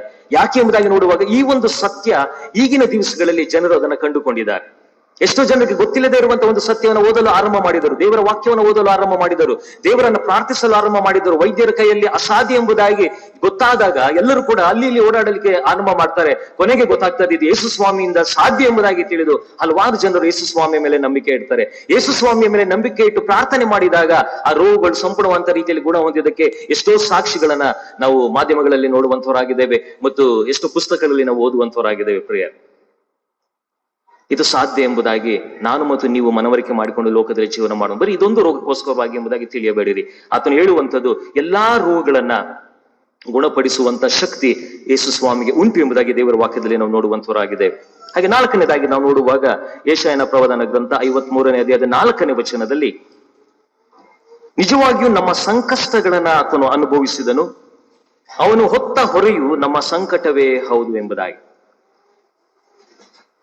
ಆತನು ನಮ್ಮ ಸಂಕಟಗಳನ್ನ ಹೊತ್ತವನು ಎಂಬುದಾಗಿ. ಸಂಕಟ ಎಂಬುದಾಗಿ ಹೇಳುವಾಗ ಪ್ರತಿಯೊಂದು ಕುಟುಂಬಗಳಲ್ಲಿಯೂ ಕೂಡ ಏನಾದರೂ ಒಂದು ಸಮಸ್ಯೆಗಳು ಇರುವಂತದನ್ನ ನೋಡ್ತೇವೆ. ಕುಟುಂಬದ ಮಧ್ಯೆ ಸಮಸ್ಯೆ ಇರ್ತದೆ, ತಂದೆ ತಾಯಿಗಳ ಮಧ್ಯೆ ಸಮಸ್ಯೆ ಇರ್ತದೆ, ಮಕ್ಕಳ ಮಧ್ಯೆ ಸಮಸ್ಯೆ ಇರ್ತದೆ, ಗಂಡ ಹೆಂಡತಿಯರ ಮಧ್ಯೆ ಸಮಸ್ಯೆ ಇರ್ತದೆ, ಮತ್ತು ವಿಶೇಷವಾಗಿ ಆ ಕುಟುಂಬದ ಎಲ್ಲಾ ಸದಸ್ಯರಲ್ಲಿ ಒಂದು ರೀತಿಯಾದ ಗೊಂದಲ ಇರ್ತದೆ. ಇಲ್ಲಾಂದ್ರೆ ಯಾರೋ ಒಬ್ಬ ವ್ಯಕ್ತಿ ಅನಾರೋಗ್ಯಗಳು ಗುಣವಾಗಿ ತುತ್ತಾಗಿರುವಂತವನಾಗಿದ್ದಾನೆ, ಅಥವಾ ಯಾವುದೋ ಒಂದು ಸಾಲಕ್ಕೆ ಬಲಿಯಾಗಿರ್ತಾನೆ, ಬಿಸ್ನೆಸ್ ಅಲ್ಲಿ ಫೇಲ್ಯೂರ್ ಆಗಿರ್ತಾನೆ, ಅಥವಾ ಕೆಲಸ ಕಾರ್ಯಗಳಲ್ಲಿ ಆತನು ಒಂದಂತವನಾಗಿರ್ತಾನೆ. ಹೀಗಾಗಿ ನೀವು ಯಾವುದೇ ಒಂದು ಕುಟುಂಬನ ಸಂಧಿಸಿದಾಗ್ಯೂ ಕೂಡ ಕುಟುಂಬದಲ್ಲಿ ಏನೋ ಒಂದು ಸಂಕಟದಲ್ಲಿ ಅವರು ಜೀವಿಸುವಂತದ್ದನ್ನ ನಾವು ನೋಡುವಂತವರಾಗಿದೆ. ವಿಶೇಷವಾಗಿ ನಾವು ವಿಸಿಟಿಂಗ್ ಗಳಿಗೆ ಹೋಗುವಾಗ, ಆ ವಿಸಿಟಿಂಗ್ ಹೋಗುವ ಸಂದರ್ಭಗಳಲ್ಲಿ ನಾವು ಮನೆಗಳಿಗೆ ನಾವು ಎಂಟರ್ ಆಗಿದ ತಕ್ಷಣ ಗೊತ್ತಾಗ್ತದೆ ಮನೆಯ ವಾತಾವರಣ ಹೇಗಿದೆ ಎಂಬುದಾಗಿ ನೋಡುವಾಗ ಮನೆಯಲ್ಲಿ ಸಂತೋಷದಿಂದ ಇರುವಂತಹ ವಾತಾವರಣಗಳನ್ನ ಈಸಿಯಾಗೂ ಕೂಡ ನಾವು ಕಂಡಿಡಬಹುದು. ಅದೇ ದುಃಖದಲ್ಲಿರುವಂತಹ ವಾತಾವರಣವನ್ನು ಕೂಡ ಈಸಿಯಾಗಿ ನಾವು ಕಂಡಿಡಬಹುದು. ಎಲ್ಲೋ ಒಂದು ಸಮಸ್ಯೆ ಇದೆ, ಯಾಕೆ ಇವರಲ್ಲಿ ಏನೋ ಒಂದು ರೀತಿಯಾದ ಸಂಕಟದಲ್ಲಿ ಬಳಲುತ್ತಿದ್ದಾರೆ, ಕೆಲವು ಸಮಯದಲ್ಲಿ ನಗ್ತಾ ಇರ್ತಾರೆ, ಆದ್ರೆ ಅವರ ಮನಸ್ಸಿನಲ್ಲಿ ಏನೋ ಒಂದು ರೀತಿಯಾದ ಸಂಕಟವು ಇರುವಂತದನ್ನ ನಾವು ಈಸಿಯಾಗಿ ನಾವು ಐಡೆಂಟಿಫೈ ಮಾಡ್ಬೋದು ಪ್ರೇಯರ್. ಹೀಗಿರುವಾಗ ಈ ಒಂದು ಸಂಕಟಗಳನ್ನ ನಾವು ಹೊರುವುದಕ್ಕೂ ಕೂಡ ಯಾರಾದರೂ ಇದ್ದಾರೆ, ಯಾಕೆಂದ್ರೆ ಅವರು ಹೇಳಿಕೊಳ್ಳದೇ ಇರುವಂತ ಒಂದು ಸಂಕಟಗಳು ಕೆಲವು ಕುಟುಂಬಗಳಲ್ಲಿ ಇರ್ತದೆ. ಇವಾಗ ಗಂಡ ಹೆಂಡತಿಯರ ಮಧ್ಯೆ ಇರುವಂತಹ ಒಂದು ಸಮಸ್ಯೆಗಳನ್ನ ನಾವು ನೋಡುವಾಗ ಅದು ಯಾರಿಗೂ ಕೂಡ ಹೇಳಿಕೊಳ್ಳದೇ ಇರುವಂತ ಒಂದು ಸಮಸ್ಯೆ. ಅವ್ರು ಏನ್ ಮಾಡ್ತಾರೆ, ಅವರಿಬ್ಬರೇ ಮಾತಾಡ್ಕೊಂಡು ಹೋಗ್ತಾ ಇರ್ತಾರೆ. ಕೆಲವು ಸಮಯದಲ್ಲಿ ಕೊನೆಗೆ ಅದನ್ನ ಏನ್ ಮಾಡ್ತಾರೆ, ಯಾರೋ ಬಳಿಯಲ್ಲಿ ಹೇಳಬೇಕು ಎಂಬುದಾಗಿ ಮುಂದಾಗ್ತಾರೆ. ಅದು ಕೆಲವು ಸಮಯಗಳಲ್ಲಿ ಬಿದ್ದು ಹೋಗ್ತದೆ. ಕೆಲವು ಸಮಯದಲ್ಲಿ ಕೆಲಸ ಕಾರ್ಯಗಳಿಗೆ ಬಲಿಯಾಗಿ ಇರುವಂತವರು ಅದೇ ರೀತಿಯಾದ ಕಾರ್ಯಗಳಲ್ಲಿ, ಕೆಲವು ಸಾಲಕ್ಕೆ ಬಲಿಯಾದಂತವರು ಅದೇ ರೀತಿಯಾಗಿ ಕೆಲವು ಸಮಯದಲ್ಲಿ ಬೇರೆಯವ್ರಿಗೆ ಹೇಳ್ಬೇಕು ಎಂಬುದಾಗಿ ಪ್ರಯತ್ನ ಪಡ್ತಾರೆ, ಆದ್ರೆ ಅವ್ರ ಕೈಲಿ ಆಗ್ತಿರಲ್ಲ. ಕೊನೆಗೆ ಏನ್ ಮಾಡ್ತಾರೆ, ಅವರು ಆತ್ಮಹತ್ಯೆಗಳನ್ನ ಮಾಡುವಂತದನ್ನ ತುತ್ತಾಗುವಂತದನ್ನ ನೋಡುವಂತವರಾಗಿದ್ದೇವೆ. ಹೀಗಾಗಿ ಹಲವಾರು ಸಮಸ್ಯೆಗಳಲ್ಲಿ ಇರುವಂತ ಸಂಕಟಗಳಿರುವಂತವರಿಗೆ ಒಂದು ವಿಶೇಷವಾದಂತಹ ಶುಭ ಸಮಾಚಾರ ಏನು ಎಂಬುದಾಗಿ ನೋಡುವಾಗ, ಯೇಸು ಸ್ವಾಮಿ ಆ ಒಂದು ಸಂಕಟಗಳನ್ನ ಕೂಡ ತನ್ನ ಮೇಲೆ ಹೊತ್ತುಕೊಂಡಿದ್ದಾನೆ. ಅದರಿಂದ ಅದಕ್ಕೆ ವಾಕ್ಯ ಹೇಳ್ತದೆ, ನಿಜವಾಗಿಯೂ ಕೂಡ ನಮ್ಮ ಸಂಕಷ್ಟಗಳನ್ನ ಆತನು ಅನುಭವಿಸಿದನು, ಅವನ ಹೊತ್ತ ಹೊರೆಯು ನಮ್ಮ ಸಂಕಟವೇ ಹೌದು ಎಂಬುದಾಗಿ. ನಿನ್ನಲ್ಲಿ ಏನಾದ್ರೂ ಸಂಕಟಗಳು, ಸಮಸ್ಯೆಗಳು ಏನಾದ್ರೂ ಇದ್ದಿದ್ದ ಒಂದು ಪಕ್ಷದಲ್ಲಿ ಆತನು ಹೇಳ್ತಾನೆ, ಎಲೆ ಕಷ್ಟಪಡುವವರೇ, ಹೊರೆ ಹೊತ್ತವರೇ, ನೀವೆಲ್ಲರೂ ಕೂಡ ನನ್ನ ಬಳಿಗೆ ಬನ್ನಿರಿ, ನಾನು ನಿಮಗೆ ವಿಶ್ರಾಂತಿಯನ್ನು ಕೊಡ್ತೇನೆ. ಯೇಸು ಸ್ವಾಮಿ ಹೇಳಿದಂತ ಮಾತು. ಆದ್ರೆ ಆತನು ಕರೀತಾ ಇದ್ದಾನೆ, ಕಷ್ಟಪಡುವವರು, ಸಂಕಟ ಪಡುವವರು ಎಲ್ಲರೂ ಕೂಡ ನೀವು ನನ್ನ ಬಳಿಗೆ ಬಂದಿರಿ, ನಾನು ನಿಮಗೆ ವಿಶ್ರಾಂತಿ ಕೊಡುತ್ತೇನೆ ಎಂಬುದಾಗಿ ಹೇಳಿದಾಗ್ಯೂ ಕೂಡ ನಾವು ಯೇಸುವಿನ ಬಳಿಗೆ ಹೋಗಲಿಕ್ಕೆ ನಾವು ಮುಂದಾಗ್ತಾ ಇಲ್ಲ ಪ್ರೇಯರ್. ಅದಕ್ಕೋಸ್ಕರವಾಗಿ ನಮ್ಮ ಕುಟುಂಬಗಳಲ್ಲಿ ಸಮಸ್ಯೆಗಳು, ಯಾವಾಗ್ಲೂ ಕೂಡ ಗೊಂದಲಗಳು, ಒಂದು ರೀತಿಯಾದ ಒಂದು ಸಂಕಟಗಳಿಗೆ ಹೇಳಿಕೊಳ್ಳಲಾರದೇ ಇರುವಂತಹ ಒಂದು ಸಂಕಟದಲ್ಲಿ ನಾವು ಲೋಕದಲ್ಲಿ ಜೀವಿಸುವಂತವರಾಗಿದ್ದೇವೆ. ಆದ್ರೆ ಯೇಸು ಸ್ವಾಮಿ ಕರೀತಾ ಇದ್ದಾರೆ. ಯೇಸು ಸ್ವಾಮಿಯ ದೂಷ ಹೇಳಲಿಕ್ಕೆ ಸಾಧ್ಯವಿಲ್ಲ. ಅದನ್ನ ಹೇಳ್ತಾ ಇದ್ದಾನೆ, ನೀವು ನನ್ನ ಬಳಿಗೆ ಬರುವುದಾದರೆ ನಾನೇನ್ ಮಾಡ್ತೇನೆ, ನಿಮ್ಮ ಎಲ್ಲಾ ಸಂಕಟಗಳನ್ನಾಗಲೇ ನಾನು ಹೊತ್ತುಕೊಂಡು ಶಿಲುಬೆಯಲ್ಲಿ ಅದನ್ನ ಜಜ್ಜಿ ಹಾಕಿದ್ದೇನೆ. ನಾನು ಮಾಡಬೇಕಾದಂತ ಕಾರ್ಯ ಏನೇನಿಲ್ಲ. ನೀನು ನನ್ನ ಬಳಿಗೆ ಬರುವುದಾದರೆ ಆ ಎಲ್ಲವನ್ನು ಕೂಡ ನಾನು ಸಂಪೂರ್ಣವಂತ ರೀತಿಯಲ್ಲಿ ತೆಗೆದು ಹಾಕ್ತೇನೆ ಎಂಬುದಾಗಿ. ಅದರಿಂದ ಒಂದು ಸಾರಿ ಒಬ್ಬ ಬ್ಯಾಂಕ್ ಆಫೀಸರ್ ಏನ್ ಮಾಡ್ತಾನೆ, ಬ್ಯಾಂಕ್ ಆಫೀಸರ್ ಒಬ್ಬ ಒಳ್ಳೆ ಕೆಲಸ ಕಾರ್ಯಗಳನ್ನು ಮಾಡ್ಕೊಂಡು ಎಲ್ಲ ಕೂಡ ಚೆನ್ನಾಗಿ ನಡೀತಾ ಇರ್ತದೆ. ಎಲ್ಲೂ ಕೂಡ ಚೆನ್ನಾಗಿ ನಡೀತಿರಬೇಕಾದ್ರೆ ಆ ಒಂದು ಬ್ಯಾಂಕ್ ಆಫೀಸರ್ಗೆ ಆ ಒಂದು ಫೋನ್ ಕಾಲ್ ಬರ್ತದೆ. ಆಫೀಸಲ್ಲಿ ಆತನು ಕೆಲಸ ಮಾಡುವಾಗ ಫೋನ್ ಕಾಲ್ ಬರುವಾಗ, ಆ ಫೋನ್ ಕಾಲ್ ನಾನು ಆತನು ಅಟೆಂಡ್ ಮಾಡುವಾಗ ಬಹಳಷ್ಟು ಭಯಭೀತನಾಗ್ತಾನೆ. ಎಲ್ಲರೂ ಓಡ್ ಬಂದು ಕೇಳ್ತಾರೆ, ಏನಾಯ್ತು ಎಂದು ನೋಡುವಾಗ ಆಗ ಹೇಳ್ತಾನೆ, ಆ ಫೋನ್ ನಲ್ಲಿ ಬಂದಂತ ಒಂದು ನ್ಯೂಸ್ ಏನೆಂಬುದು ನೋಡುವಾಗ, ನನಗಿದ್ದಂತ ಒಬ್ಬನೇ ಮಗ, ಆತನು ಯಾವುದೇ ರೋಗಕ್ಕೆ ತುತ್ತಾಗ್ಲಿಲ್ಲ, ಯಾವುದೇ ರೀತಿಯಾದ ಸಮಸ್ಯೆಗಳಿರಲಿಲ್ಲ, ಎಲ್ಲ ಕೂಡ ಚೆನ್ನಾಗಿ ಆಗ್ತಾ ಇದ್ದು. ಆದ್ರೆ ಆತನು ವೆಹಿಕಲ್ ನಲ್ಲಿ ಪ್ರಯಾಣ ಮಾಡುವಾಗ ಅಪಘಾತಕ್ಕೆ ಒಳಗಾಗಿ ಸತ್ತು ಹೋದ ಎಂಬುದಾಗಿ. ಆಕಸ್ಮಿಕವಾದಂತ ರೀತಿಯಲ್ಲಿ ಸಂಕಟಗಳು, ಸಮಸ್ಯೆಗಳು ನಮ್ಮ ಕುಟುಂಬದಲ್ಲಿ ಎದುರಾಗ್ತದೆ ಪ್ರೇಯರ್. ಅದನ್ನ ಗ್ರಹಿಸಿಕೊಂಡಂತ ಆತನು ಏನ್ ಮಾಡ್ತಾನೆ, ಬಹಳಷ್ಟು ದುಃಖಿತನ ಆಗ್ತಾನೆ. ಅಯ್ಯೋ, ನನಗಿದ್ದಂತ ಒಬ್ಬನೇ ಮಗ ಸತ್ತು ಹೋಗ್ಬಿಟ್ಟಲ್ಲ. ಎಲ್ಲರೂ ಹೇಳ್ತಾರೆ, ಏನಾಗಲ್ಲ ಬಿಡು, ಎಲ್ಲರೂ ಮನೇಲಿ ನಡೆಯುವಂತ ಘಟನೆಗಳೇ ಹೌದು ಎಂಬುದಾಗಿ. ಆತನು ಹೇಳ್ತಾನೆ, ಸರಿ ಅಂತ ಹೇಳಿ ಹಾಗೇನೆ ಸಮಾಧಾನ ಮಾಡ್ಕೊಳಕ್ ಹೋಗ್ತಾನೆ. ಆದ್ರೆ ಆತನು ಮೇಲಿಂದ ಮೇಲೆ ತನ್ನ ಮಗನ ಒಂದು ಯೋಚನೆಯಲ್ಲಿ ಏನಾಗ್ತದೆ, ಒಂದು ದಿವಸ ಅವನಿಗೂ ಕೂಡ ಹೃದಯಾಘಾತವಾಗಿ ಆತನು ಕೂಡ ಸತ್ತು ಹೋಗ್ತಾನೆ. ಯಾರು ಈ ರೀತಿಯಾದ ಒಂದು ಸ್ಥಿತಿಗತಿಗಳಿಗೆ ಹೋಗ್ತಾರೆ ಎಂಬುದಾಗಿ ನೋಡುವಾಗ, ಯಾರು ಯೇಸು ಸ್ವಾಮಿಯನ್ನ ಕಂಡುಕೊಳ್ಳದೆ ಇರುವಂತವರೆಲ್ಲರೂ ಕೂಡ ಇಂಥ ಸ್ಥಿತಿಗತಿಗೆ ತುತ್ತಾಗಿ ಹೋಗುವಂತವರಾಗಿದ್ದಾರೆ. ಇವತ್ತಿನ ದಿವಸಗಳಲ್ಲಿ ಸಂಕಟಗಳಲ್ಲಿ, ಸಮಸ್ಯೆಗಳಲ್ಲಿ ಕೊಳ್ಳುತ್ತಿರುವವರಿಗೆ ಒಂದು ಸಮಾಚಾರವನ್ನ ಯೇಸು ಸ್ವಾಮಿ ಹೇಳ್ತಾ ಇದ್ದಾನೆ, ನೀವೆಲ್ಲರೂ ಕೂಡ ನನ್ನ ಬಳಿಗೆ ಬಂದಿರಿ, ನಾನು ಅದನ್ನ ನನ್ನ ಮೇಲೆ ಹಾಕಿಕೊಂಡು ನಾನು ಆಗಲೇ ಅದನ್ನ ಸಂಪೂರ್ಣವಾಗಿ ಪರಿಹರಿಸಿದ್ದೇನೆ ಎಂಬುದಾಗಿ ಹೇಳಿದಾಗ್ಯೂ ಕೂಡ ಯಾವಾಗ ನಾವು ಯೇಸು ಸ್ವಾಮಿ ಬಳಿಗೆ ಹೋಗದೇ ಇದ್ದ ಪಕ್ಷದಲ್ಲಿ ನಾವು ಇದೇ ರೀತಿಯಾಗಿ ಕೊರಗಿ ನಾವು ಸಾಯಬೇಕಾದಂತ ಒಂದು ಪರಿಸ್ಥಿತಿಗಳನ್ನ ನಾವು ತೆಗೆದುಕೊಳ್ತೇವೆ ಪ್ರಿಯರ್. ಆದ್ರಿಂದ ಈ ಒಂದು ಕಾರ್ಯಕ್ಕೋಸ್ಕರವಾಗಿ ಯೇಸು ಸ್ವಾಮಿಯನ್ನ ತಂದೆಯಾದ ದೇವರು ಲೋಕಕ್ಕೆ ಕಳಿಸಿಕೊಟ್ಟನು ಎಂಬುದಾಗಿ. ಮತ್ತು 5ನೇದಾಗಿ ನಾವು ನೋಡುವಾಗ, ಗಲಾತ್ಯದವರಿಗೆ ಬರೆದ ಪತ್ರಿಕೆ, ಪೌಲನು ಗಲಾತ್ಯದವರಿಗೆ ಬರೆದ ಪತ್ರಿಕೆ 3ನೇ ಅಧ್ಯಾಯದ 14ನೇ ವಚನದಲ್ಲಿ, ಕ್ರಿಸ್ತನು ಯೇಸು ಸ್ವಾಮಿ ನಮ್ಮ ನಿಮಿತ್ತ ಶಾಪವಾಗಿ ಧರ್ಮಶಾಸ್ತ್ರದಲ್ಲಿ ಹೇಳಿರುವ ಶಾಪ ದೋಷಗಳಿಂದ ತನ್ನನ್ನ ಬಿಡಿಸಿದನು ಎಂಬುದಾಗಿ. ಕ್ರಿಸ್ತನು ನಮ್ಮ ನಿಮಿತ್ತ ಶಾಪವಾಗಿ ಧರ್ಮಶಾಸ್ತ್ರದಲ್ಲಿ ಹೇಳಿರುವ ಶಾಪದೊಳಗಿನಿಂದ ನಮ್ಮನ್ನ ಬಿಡಿಸಿದನು. ಈ ಶಾಪ ಎಂಬುವಂಥದ್ದು ಬಹಳಷ್ಟು ಕಠಿಣವಾದಂತ ಒಂದು ಸಂಗತಿ. ನಾವ್ ಅನ್ಕೊಂತೇವೆ ಎಷ್ಟೋ ಸಮಯದಲ್ಲಿ ಶಾಪಗಳು ಅವೆಲ್ಲ ಇದೆಯಾ, ಅವೆಲ್ಲ ಕಥೆಗಳು ಎಂಬುದಾಗಿ, ಕಟ್ಟು ಕಥೆಗಳು ಅದೆಲ್ಲ ಎಲ್ಲಿ ಬರ್ತದೆ, ಶಾಪಗಳು ಎಲ್ಲಿರ್ತದೆ ಎಂಬುದಾಗಿ. ಆಗ ನೆನೆಸ್ಬೇಡ್ರಿ ಪ್ರಿಯರ. ಯಾಕಂದ್ರೆ ದೇವರ ವಾಕ್ಯದಲ್ಲಿ ಅದಕ್ಕೂ ಕೂಡ ಆಧಾರ ಉಂಟು. ನಮ್ಮ ಪಿತ್ರಾರ್ಜಿತರು ಅಂದ್ರೆ ನಮ್ಮ ತಂದೆ ತಾಯಿಗಳು, ನಮ್ಮ ತಾತ ಮುತ್ತಾತಂದಿರು ಮಾಡುವಂತ ಕೆಟ್ಟ ಕೃತ್ಯಗಳು ಅದು ಶಾಪವಾಗಿ ಮಕ್ಕಳ ಮೇಲೆ, ಮೊಮ್ಮಕ್ಕಳ ಮೇಲೆ, ಮರಿ ಮೊಮ್ಮಕ್ಕಳ ಮೇಲೆ ಕೂಡ ಅದು ಬರ್ತದೆ. ಅದೇ ನೀನು ಒಳ್ಳೆ ಕಾರ್ಯಗಳನ್ನು ನೀನು ಮಾಡಿದ ಪಕ್ಷದಲ್ಲಿ ಆಶೀರ್ವಾದವು ಕೂಡ ನಿನ್ನ ಮಕ್ಕಳ ಮೇಲೆ, ಮರಿ ಮೊಮ್ಮಕ್ಕಳ ಮೇಲೆಯೂ ಕೂಡ ಬರುವಂತದನ್ನ ನಾವು ನೋಡ್ತೇವೆ. ನೀನು ಒಳ್ಳೆ ಕಾರ್ಯಗಳನ್ನು ಮಾಡುವಾಗ ಅದೆಲ್ಲವೂ ಕೂಡ ನಿಮ್ಗೆಲ್ಲರೂ ಕೂಡ ಅದು ಒಳ್ಳೇದಾಗ್ತದೆ. ನಿಮ್ಮ ತಂದೆ ತಾಯಿಗಳು ಮಾಡಿದಂತ ಶಾಪ ಪಾಪಗಳು, ತಪ್ಪು ದೋಷಗಳು ಅದು ಶಾಪವಾಗಿ ಪರಿಗಣನೆ ಆಗಿ ನಿಮ್ಮನ್ನು ಕೂಡ ಅದು ಬಾಧಿಸಲಿಕ್ಕೆ ಸಾಧ್ಯತೆ ಉಂಟು. ಇದನ್ನ ನಾವು ಬಹಳಷ್ಟು ಸೂಕ್ಷ್ಮವಾದಂತ ರೀತಿಯಲ್ಲಿ ತಿಳಿಯುವಂತದ್ದು ಪ್ರಾಮುಖ್ಯವಾದಂಥದ್ದು. ಅದಕ್ಕೋಸ್ಕರವಾಗಿ ಸತ್ಯವೇದ ಮಾತನಾಡ್ತದೆ ಶಾಪ ಉಂಟು ಎಂಬುದಾಗಿ. ಆದ್ರಿಂದ ಈ ಒಂದು ಶಾಪದಿಂದ ಬಿಡುಗಡೆ ಹೊಂದಬೇಕು. ಯಾಕಂದ್ರೆ ನಮ್ಮ ತಾತ, ನಮ್ಮ ಅಜ್ಜಿ ಏನ್ ಮಾಡಿದ್ರು ಗೊತ್ತಿಲ್ಲ, ನಮ್ಮ ತಂದೆ ತಾಯಿ ಯಾವ ತಪ್ಪು ಮಾಡಿದ್ರು ಎಂಬುದಾಗಿ ನಮ್ಗೆ ಗೊತ್ತಿಲ್ಲ. ನಾವು ಕೇಳಿದ್ರು ಕೂಡ ಅವ್ರು ಹೇಳ್ತಿರ್ಲಿಲ್ಲ ಅನ್ಕೊಳ್ಳಿ. ಆದುದರಿಂದ ಅವ್ರು ಮಾಡಿದಂತ ತಪ್ಪು ದೋಷಗಳೇ ನಾನು ಯಾಕೆ ಕಷ್ಟಪಡ್ಬೇಕು? ನಮ್ಮ ತಾತ ಅಜ್ಜಿ ಮಾಡಿದಿರುವಂತ ಕೆಟ್ಟ ಕೃತ್ಯಗಳಿಗೋಸ್ಕರವಾಗಿ ನಾನ್ಯಾಕೆ ಶಿಕ್ಷೆಯನ್ನು ಅನುಭವಿಸ್ಬೇಕು? ಹೌದಲ್ಲ? ಯಾಕೆ ಅನುಭವಿಸ್ಬೇಕು ಎಂಬುದಾಗಿ ಆಲೋಚನೆ ಮಾಡುವಾಗ ಯೇಸು ಸ್ವಾಮಿ ಅದಕ್ಕೆ ಉತ್ತರವಾಗಿದ್ದಾನೆ ಪ್ರಿಯ. ಹೌದು, ಅವ್ರು ಮಾಡಿರುವಂತ ತಪ್ಪುಗಳಿಗೋಸ್ಕರವಾಗಿ ನಾನ್ಯಾಕೆ ಕಷ್ಟಪಡಬೇಕು? ಅವ್ರು ಮಾಡಿದಿರುವಂತ ಎಲ್ಲಾ ರೀತಿಯಾದ ಕೆಟ್ಟ ಕೃತ್ಯಗಳಿಗೋಸ್ಕರ ನಾನ್ಯಾಕೆ ಆ ಒಂದು ಪಾಪವನ್ನ, ಶಾಪವನ್ನ ನನ್ನ ಮೇಲೆ ಹಾಕಿಕೊಳ್ಳಬೇಕು ಎಂಬುದಾಗಿ. ಅದಕ್ಕೋಸ್ಕರವಾಗಿ ದೇವರ ವಾಕ್ಯದಲ್ಲಿ ಹೇಳುವ ಹಾಗೆ ಆತ ನಮ್ಮ ಶಾಪಗಳನ್ನು ಕೂಡ ಹೊತ್ತುಕೊಂಡನು ಎಂಬುದಾಗಿ. ಆದುದರಿಂದ ಯಾವಾಗ ನಾವು ಯೇಸುವಿನ ಹೆಸರಿನಲ್ಲಿ ನಮ್ಮ ಪಿತ್ರಾರ್ಜಿತ, ನನ್ನ ತಂದೆ ತಾಯಿಗಳು, ನಮ್ಮ ತಾತ ಅಜ್ಜಿಂದರು ಮಾಡಿದಂತ ಎಲ್ಲಾ ರೀತಿಯಾದ ತಪ್ಪು ದೋಷಗಳು ಯಾವುದು ಕೂಡ ನನ್ನ ಮೇಲಾಗಲಿ, ನನ್ನ ಮಗನ ಮೇಲಾಗಲಿ, ಮಗಳ ಮೇಲಾಗಲಿ, ನನ್ನ ಹೆಂಡತಿಯ ಮೇಲಾಗಲಿ ಬರಬಾರದು ಎಂಬುದಾಗಿ ಯೇಸುವೆ ನಿನ್ನ ಹೆಸರಿನ ಮೂಲಕವಾಗಿ ನಾನು ಪ್ರಾರ್ಥಿಸ್ತೇನೆ ಎಂಬುದಾಗಿ ಹೇಳುವಾಗ ಶಾಪಗಳು ಅಲ್ಲಿಗೆ ಮುಕ್ತಾಯವಾಗ್ತದೆ. ನನ್ನ ಪಿತ್ರಾರ್ಜಿತ ಶಾಪಗಳು ಸಂಪೂರ್ಣವಾದ ರೀತಿಯಲ್ಲಿ ಕಡಿತಗೊಳ್ತದೆ. ಯಾವಾಗ ಅಂದ್ರೆ ಯೇಸುವಿನ ಹೆಸರಿನಲ್ಲಿ ನಾವು ಪ್ರಾರ್ಥನೆಗಳನ್ನ ಮಾಡುವಾಗ. ಯಾಕಂದ್ರೆ ಯೇಸು ಸ್ವಾಮಿ ನಮ್ಮೆಲ್ಲರ ಶಾಪಗಳನ್ನು ಹೊತ್ತುಕೊಂಡಿದ್ದಾನೆ. ಸೈತಾನಿಗೆ ಚೆನ್ನಾಗಿ ಗೊತ್ತುಂಟು. ಅದನ್ನ ಕಂಡುಕೊಳ್ಳದೇ ಇರುವಂತವರಿಗೆ ಆ ಸೈತಾನ ಏನ್ ಮಾಡ್ತಾನೆ, ಅವರ ಶಾಪದ ಪ್ರತಿಫಲವನ್ನ ಇನ್ನೂ ಕೊಡ್ತಾನೆ ಇರ್ತಾನೆ.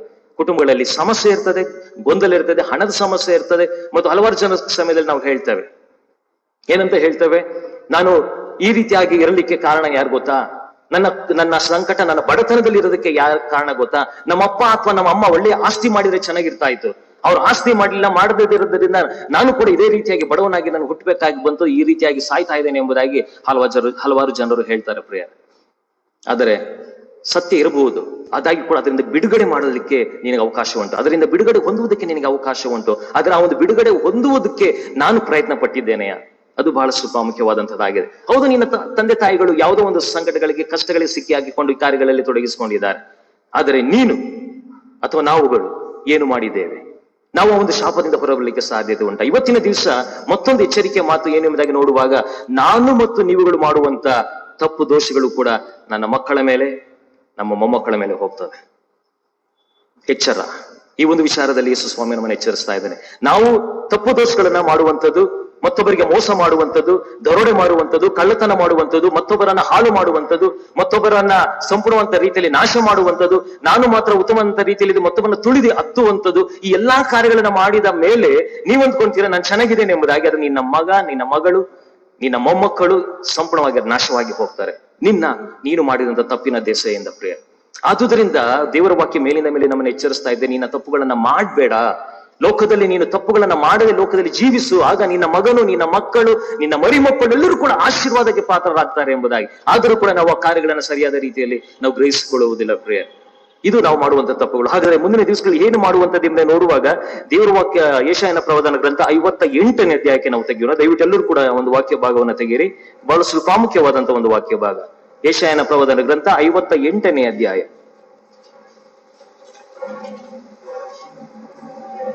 10ನೇ ವಚನ. 10ನೇ ವಚನದಲ್ಲಿ ಹೀಗೆ ಬರೆಯಲ್ಪಟ್ಟಿದೆ. ಇದು ಬಹಳಷ್ಟು ನನಗೆ ಇಷ್ಟವಾದಂತ ಒಂದು ವಾಕ್ಯ ಭಾಗ, ನಾವೆಲ್ಲರೂ ಕೂಡ ಇಷ್ಟಪಡಿಸುವಂತ ವಾಕ್ಯ ಭಾಗ. ಮತ್ತು ಮುಂದಿನ ದಿವಸಗಳಲ್ಲಿ ಈ ವಾಕ್ಯ ಭಾಗಕ್ಕನುಸಾರವಾಗಿ ನಡೆದರೆ ಮಾತ್ರ ನಮಗೆ ಆಶೀರ್ವಾದ ಎಂಬುದಾಗಿ ತಿಳಿದುಕೊಳ್ಳಿರಿ. ಯೆಶಾಯ 58:10. ನಿಮಗೆ ಪ್ರಿಯವಾದದನ್ನ ಹಸಿದವರಿಗೆ ಒದಗಿಸಿ, ಕುಗ್ಗಿದವರ ಆಸೆಯನ್ನ ನೆರವೇರಿಸಿರಿ. ನೋಡಿ, ಇದು ಬಹಳಷ್ಟು ಪ್ರಾಮುಖ್ಯ. ಈ ಒಂದು ಶ್ರಮವಾರಗಳಲ್ಲಿ ನಾವೇನ್ ಮಾಡ್ತೇವೆ, ಶ್ರಮವಾರಗಳಲ್ಲಿ ಸಾಧಾರಣವಾದಂತ ರೀತಿಯಲ್ಲಿ ನಮ್ಗೆ ಇಷ್ಟವಾದಂತದನ್ನ ಬಿಡ್ತೇವೆ. ಇವಾಗ ಮಾಂಸ ತಿಂತಿರುವಂತವ್ರು 40 ದಿವಸ ನಾನು ಮಾಂಸ ಭೋಜನ ಮಾಡುವುದಿಲ್ಲ. ಮತ್ತು ನಮ್ಗೆ ಮೀನುಗಳು ತಿನ್ನುವಂತವ್ರು ಅವರು ಅದನ್ನೇ ಹೇಳ್ತಾರೆ. ಮತ್ತು ಕೆಲವರು ಉಪವಾಸಗಳನ್ನ ವಿಧ ವಿಧವಾದಂತ ರೀತಿಯಲ್ಲಿ ಅವ್ರಿಗೆ ಇಷ್ಟವಾದಂತದ್ದು ಯಾವ್ದು ಕೂಡ ಮಾಡೋದಿಲ್ಲ. ಆದ್ರೆ ಇಲ್ಲಿ ವಾಕ್ಯ ಏನ್ ಹೇಳ್ತಾ ಇದೆ, ನೀನ್ ಮಾಡಬೇಡ ಎಂಬುದಾಗಿ ಅಂದ್ಕೊಂಡಿದ್ಯಾ, ಚಂದ, ನೋ ಪ್ರಾಬ್ಲಮ್.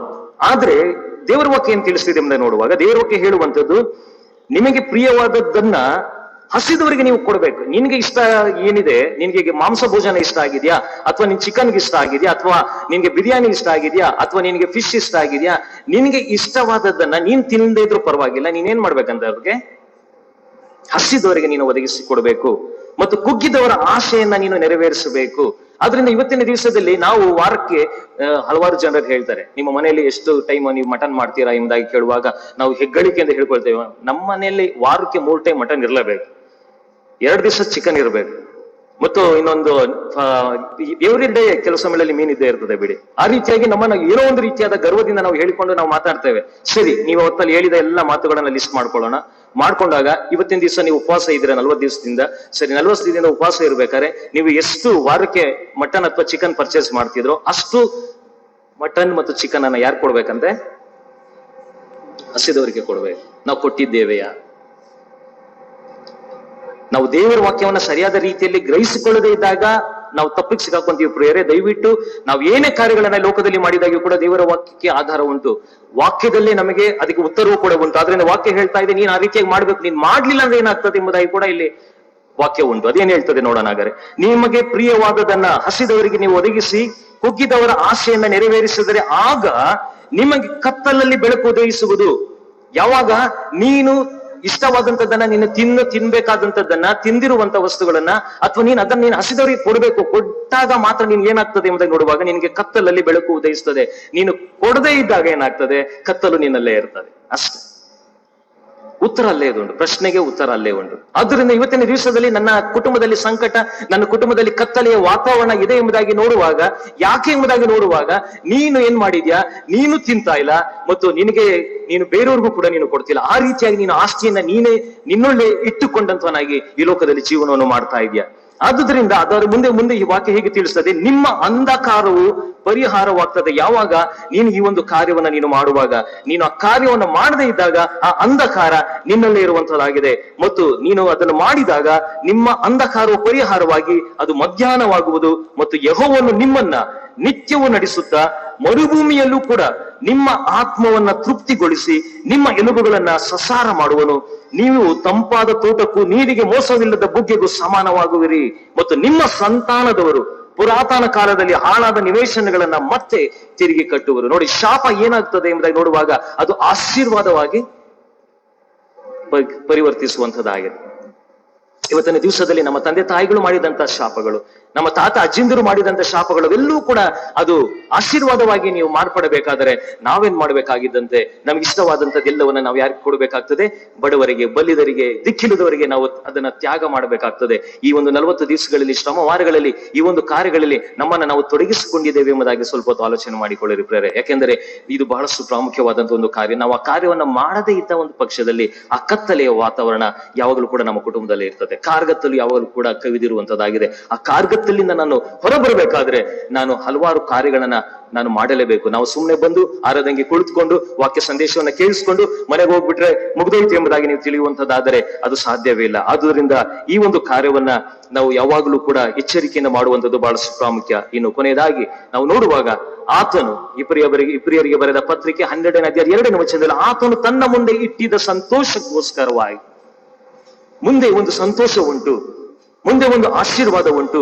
ಆದುದರಿಂದ ನಾವು ಕಷ್ಟವನ್ನ ಪಡಲೇಬೇಕಾಗ್ತದೆ. ಅದನ್ನು ವಾಕ್ಯ ಹೇಳ್ತದೆ, ಆತನು ತನ್ನ ಮುಂದೆ ಇಟ್ಟಿದ್ದ ಸಂತೋಷಕ್ಕೋಸ್ಕರವಾಗಿ ಅವಮಾನವನ್ನ ಆತನು ನಿರ್ಲಕ್ಷ್ಯ ಮಾಡ್ತಾನೆ.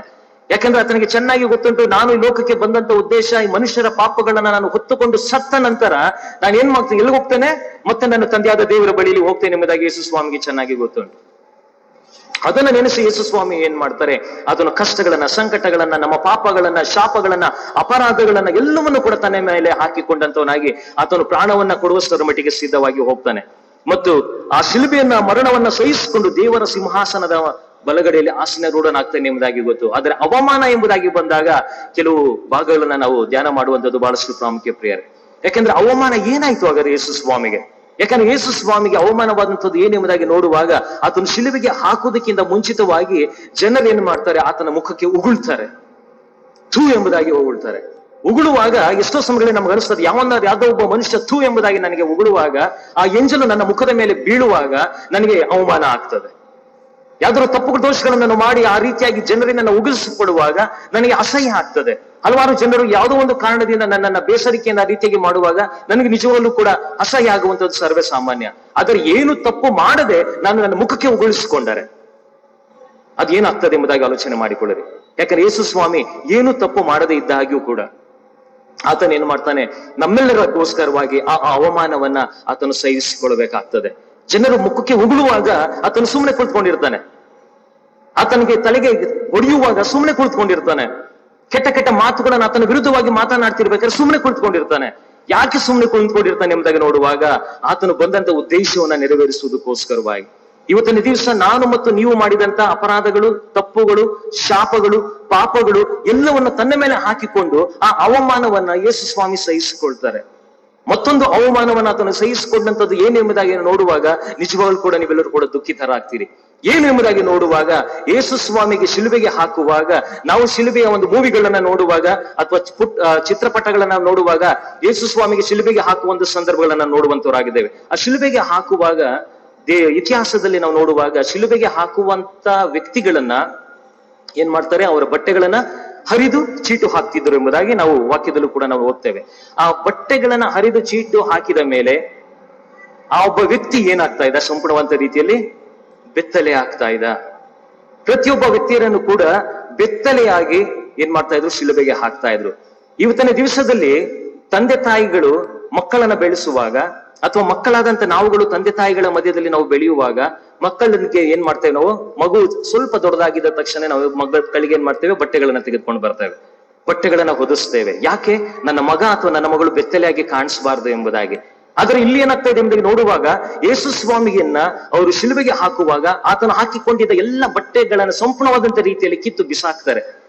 ಮತ್ತು ಆತನು ನಾವು ಅನ್ಕೊಂಡಿರ್ತೇವೆ, ಆತನನ್ನ ಅವನ ಸೊಂಟಕ್ಕೆ ಕಟ್ಟಿದಂತ ಒಂದು ಬಟ್ಟೆನ ನಾವು ಆ ಜಾಗದಲ್ಲಿ ಮಾತ್ರ ನಾವು ಮುಚ್ಚಿ ನಾವು ಶಿಲುಬೆಗೆ ಹಾಕಿದಂತ ದೃಶ್ಯಗಳನ್ನ ನಾವು ಫೋಟೋಗಳಲ್ಲಿ ನಾವು ನೋಡ್ತೇವೆ. ಆದರೆ ನಿಜವಾಗಿ ನಡೆದಂತ ಸಂಗತಿ ಏನು ಎಂಬುದು ನೋಡುವಾಗ ಆತನ ದೇಹದಲ್ಲಿ ಯಾವುದೇ ಬಟ್ಟೆಗಳು ಇರಲಿಲ್ಲ ಎಂಬುದಾಗಿ ಇತಿಹಾಸಗಾರರು ಹೇಳ್ತಾರೆ. ಸಂಪೂರ್ಣವಾಗಿ ಬೆತ್ತಲೆಯಾಗಿ ಯೇಸು ಸ್ವಾಮಿಯನ್ನ ಶಿಲುಬೆಗೆ ಹಾಕಿದ್ದರು ಎಂಬುದಾಗಿ.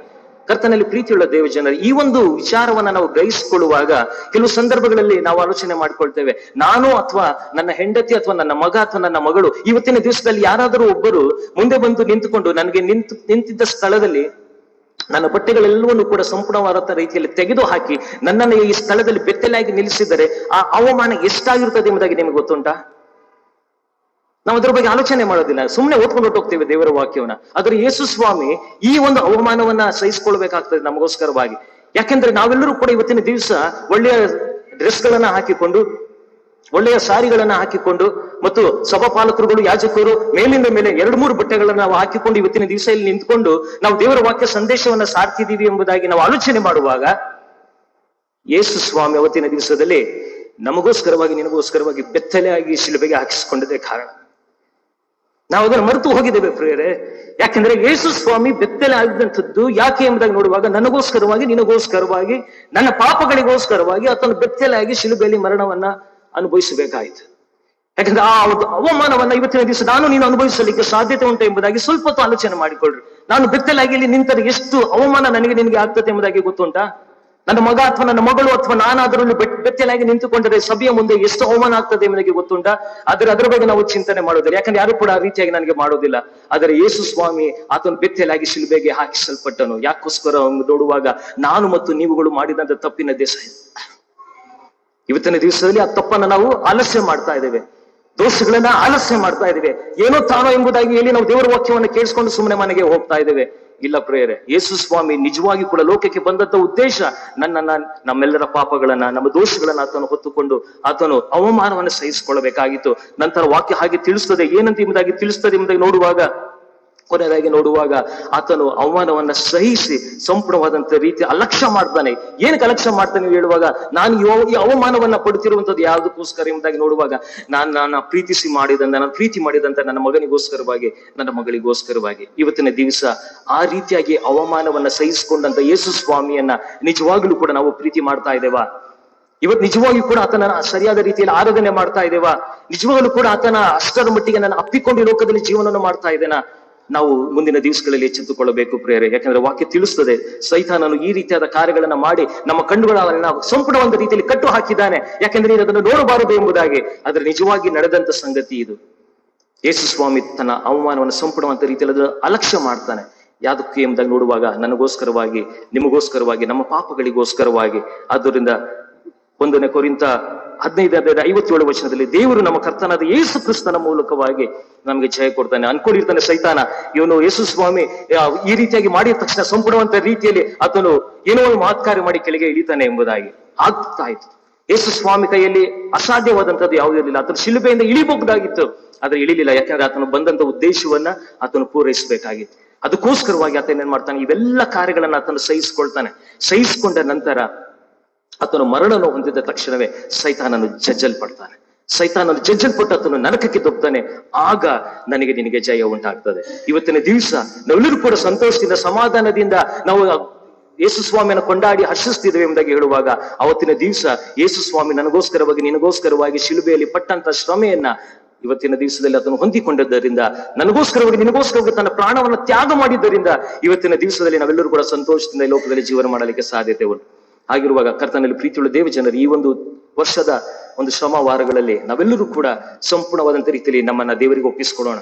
ದೇವರೇ, ಇಷ್ಟೆಲ್ಲ ನನಗೋಸ್ಕರವಾಗಿ, ನನ್ನ ಹೆಂಡತಿಗೋಸ್ಕರವಾಗಿ, ನನ್ನ ಮಗನಿಗೋಸ್ಕರವಾಗಿ, ನನ್ನ ಮಗಳಿಗೋಸ್ಕರವಾಗಿ ನೀನು ಅನುಭವಿಸಿದೆಯಾ ಸ್ವಾಮಿ.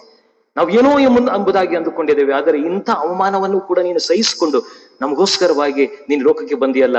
ಅದರಿಂದ ಇಷ್ಟು ದಿವಸ ನಾನು ನಿನ್ನನ್ನು ಬಿಟ್ಟು ಈ ಲೋಕದಲ್ಲಿ ಜೀವನ ಮಾಡಿದ್ದೆಲ್ಲ ದಯವಿಟ್ಟು ಕ್ಷಮಿಸು ಸ್ವಾಮಿ. ಇನ್ನು ಮುಂದಿನ ದಿವಸಗಳಲ್ಲಾದರೂ ನಾನು ನಿನ್ನನ್ನು ಸಂಪೂರ್ಣವಾಗಿ ಆಲಂಗಿಸಿಕೊಂಡು ಜೀವನ ಮಾಡ್ತೇನೆ ಎಂಬುದಾಗಿ ಇವತ್ತಿನ ದಿವಸದಲ್ಲಿ ನಾವೆಲ್ಲರೂ ಕೂಡ ನಮ್ಮ ತಪ್ಪುಗಳನ್ನ, ದೋಷಗಳನ್ನ ದೇವರ ಮುಂದೆ ಹಾಕಿ, ದೇವರೇ, ಇನ್ನು ಮುಂದಿನ ದಿವಸಗಳಲ್ಲಿ ನಾನು ನಿನ್ನನ್ನು ಪ್ರೀತಿಯಿಂದ ನಾನು ಆಹ್ವಾನ ಮಾಡ್ತೇನೆ, ನನ್ನ ಹೃದಯದಲ್ಲಿ ಬಾ ಸ್ವಾಮಿ ಎಂಬುದಾಗಿ ಕೇಳಿಕೊಂಡಾಗ ದೇವರು ನನ್ನ ಕುಟುಂಬದಲ್ಲಿ ಬರಲು ಸಿದ್ಧವಾಗಿದ್ದಾನೆ. ಆದ್ದರಿಂದ ತಂದೆಯಾದ ಕರ್ತನಲ್ಲಿ ಪ್ರೀತಿಯುಳ್ಳ ದೇವ ಜನರ ಆ ಒಂದು ಪ್ರೀತಿಯುಳ್ಳ ಸ್ವಾಮಿಯನ್ನ ನಾವು ಆಲಂಗಿಸಿಕೊಳ್ಳೋಣ. ಆ ಪ್ರೀತಿಯುಳ್ಳ ಸ್ವಾಮಿಯನ್ನ ಇನ್ನು ಹೆಚ್ಚಿನಂತ ರೀತಿಯಲ್ಲಿ ಆರಾಧಿಸೋಣ. ಆ ಪ್ರೀತಿಯುಳ್ಳ ಸ್ವಾಮಿಯ ವಾಕ್ಯಗಳನ್ನ ಓದಿ ನಾವು ಯಾವುದೇ ಕಾರಣ ಕೂಡ ಸೈತಾನ ತೆಕ್ಕೆಗೆ ಸಿಕ್ಕಿ ಹಾಕಿಕೊಳ್ಳದೆ ಈ ಲೋಕದಲ್ಲಿ ಜೀವನ ಮಾಡುವ ಹಾಗೆ ದೇವರು ನಮ್ಮೆಲ್ಲರನ್ನ ಆಶೀರ್ವದಿಸಿ ಬಲಪಡಿಸಲಿ. ಆಮೇಲೆ ಪ್ರಾರ್ಥನೆ ಮಾಡೋಣ. ಪ್ರೀತಿಯಲ್ಲಿ ಐಶ್ವರ್ಯವಂತರಾದಂತಹ ಸರ್ವಶಕ್ತನಾದ ತಂದೆಯಾದ ದೇವರು, ನಿಮಗೆ ಅನಂತ ಸ್ತೋತ್ರವಾಗಲಿ ಸ್ವಾಮಿ. ನಮಗೋಸ್ಕರವಾಗಿ, ನಮ್ಮ ಕುಟುಂಬಗಳಿಗೋಸ್ಕರವಾಗಿ, ನಮ್ಮ ವೈಯಕ್ತಿಕ ಜೀವಿತಗಳಿಗೋಸ್ಕರವಾಗಿ, ನಮ್ಮ ಸಭೆಗೋಸ್ಕರವಾಗಿ ತಂದೆ ದೇವರು ಎಷ್ಟೆಲ್ಲಾ ಕಾರ್ಯವನ್ನು ನೀನು ಅನುಭವಿಸಿದ್ಯಾ ಸ್ವಾಮಿ. ಇದನ್ನ ಸರಿಯಾದ ರೀತಿಯಲ್ಲಿ ನಾವು ಗ್ರಹಿಸಿಕೊಳ್ಳದೆ ಈ ಲೋಕದಲ್ಲಿ ನಾವು ಏನೋ ತಾನೋ ಎಂಬುದಾಗಿ ಜೀವಿಸುವಂತವರಾಗಿದ್ದೇವೆ. ದಯವಿಟ್ಟು ನಮ್ಮನ್ನ ಕ್ಷಮಿಸು.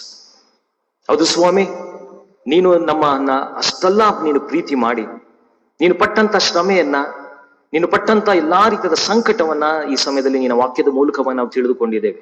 ಇನ್ನು ಮುಂದಿನ ದಿವಸಗಳಲ್ಲಾದರೂ ಅಯ್ಯೋ ಯೇಸು ಸ್ವಾಮಿ ನನ್ನಗೋಸ್ಕರವಾಗಿ, ನನ್ನ ಕುಟುಂಬಕ್ಕೋಸ್ಕರವಾಗಿ, ನನ್ನ ಮಗನಿಗೋಸ್ಕರವಾಗಿ, ನನ್ನ ಮಗಳಿಗೋಸ್ಕರವಾಗಿ, ನನ್ನ ಸಭೆಗೋಸ್ಕರವಾಗಿ ಇಷ್ಟೆಲ್ಲ ಕಷ್ಟಗಳನ್ನ ಪಟ್ಟಿರುವಾಗ ನಾನು ಆತನಿಗೋಸ್ಕರವಾಗಿ ಏನನ್ನ ಮಾಡಿದ್ದೇನೆ ಎಂಬುದಾಗಿ ನಾವು ತಿಳಿದಂತವರಾಗಿ ಜೀವಿಸುವ ಒಂದು ಮನಸ್ಸನ್ನು ನಮಗೆ ದಯಪಾಲಿಸ್ಕೊಡು.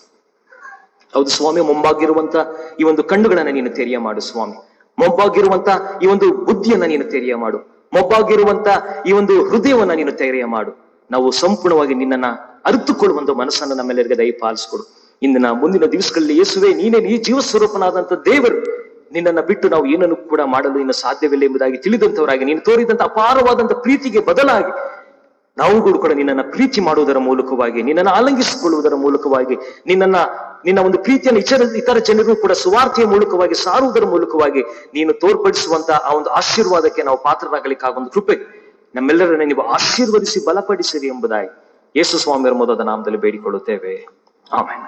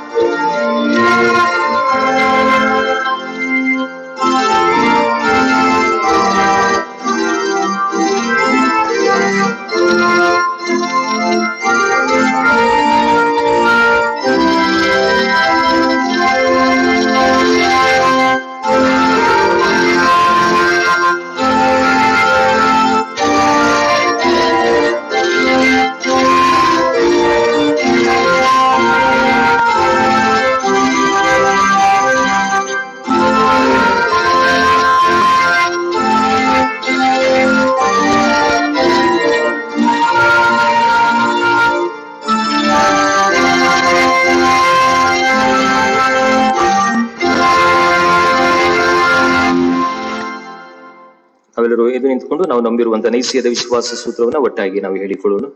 ಆರಾಧನಾ ಕ್ರಮ ಪುಸ್ತಕ 26ನೇ ಪುಟದಲ್ಲಿರುವಂತಹ ನೈಸಿಯದ ವಿಶ್ವಾಸ ಸೂತ್ರ. ಸರ್ವ ಶಕ್ತನಾದ ತಂದೆಯಾಗಿ ಒಬ್ಬನೇ ದೇವರನ್ನು ನಂಬುತ್ತೇನೆ. ಆತನು ಪರಲೋಕ ಭೂಲೋಕಗಳನ್ನೆಲ್ಲ ದೃಶ್ಯ ದೃಶ್ಯ ವಸ್ತುಗಳನ್ನು ಉಂಟು ಮಾಡುವವನಾಗಿದ್ದಾನೆ. ಒಬ್ಬನೇ ಕರ್ತನಾದ ಯೇಸು ಕ್ರಿಸ್ತನನ್ನು ನಂಬುತ್ತೇನೆ. ಈತನು ಅನಾದಿಯಿಂದಲೇ ದೇವರ ಏಕಪುತ್ರ, ದೇವರಿಂದಾಗುವ ದೇವರು, ಪರಂಜ್ಯೋತಿಯಿಂದಾಗುವ ಪರಂಜ್ಯೋತಿ, ಸಾಕ್ಷಾತ್ ದೇವರಿಂದಾಗುವ ಸಾಕ್ಷಾತ್ ದೇವರು ಆಗಿದೆ. ಈತನ ಸೃಷ್ಟಿಯಲ್ಲ, ದೇವರ ನಿತ್ಯ ಪುತ್ರನ. ತಂದೆಯ ತತ್ವವು ಈತನ ತತ್ವವು ಒಂದೇ.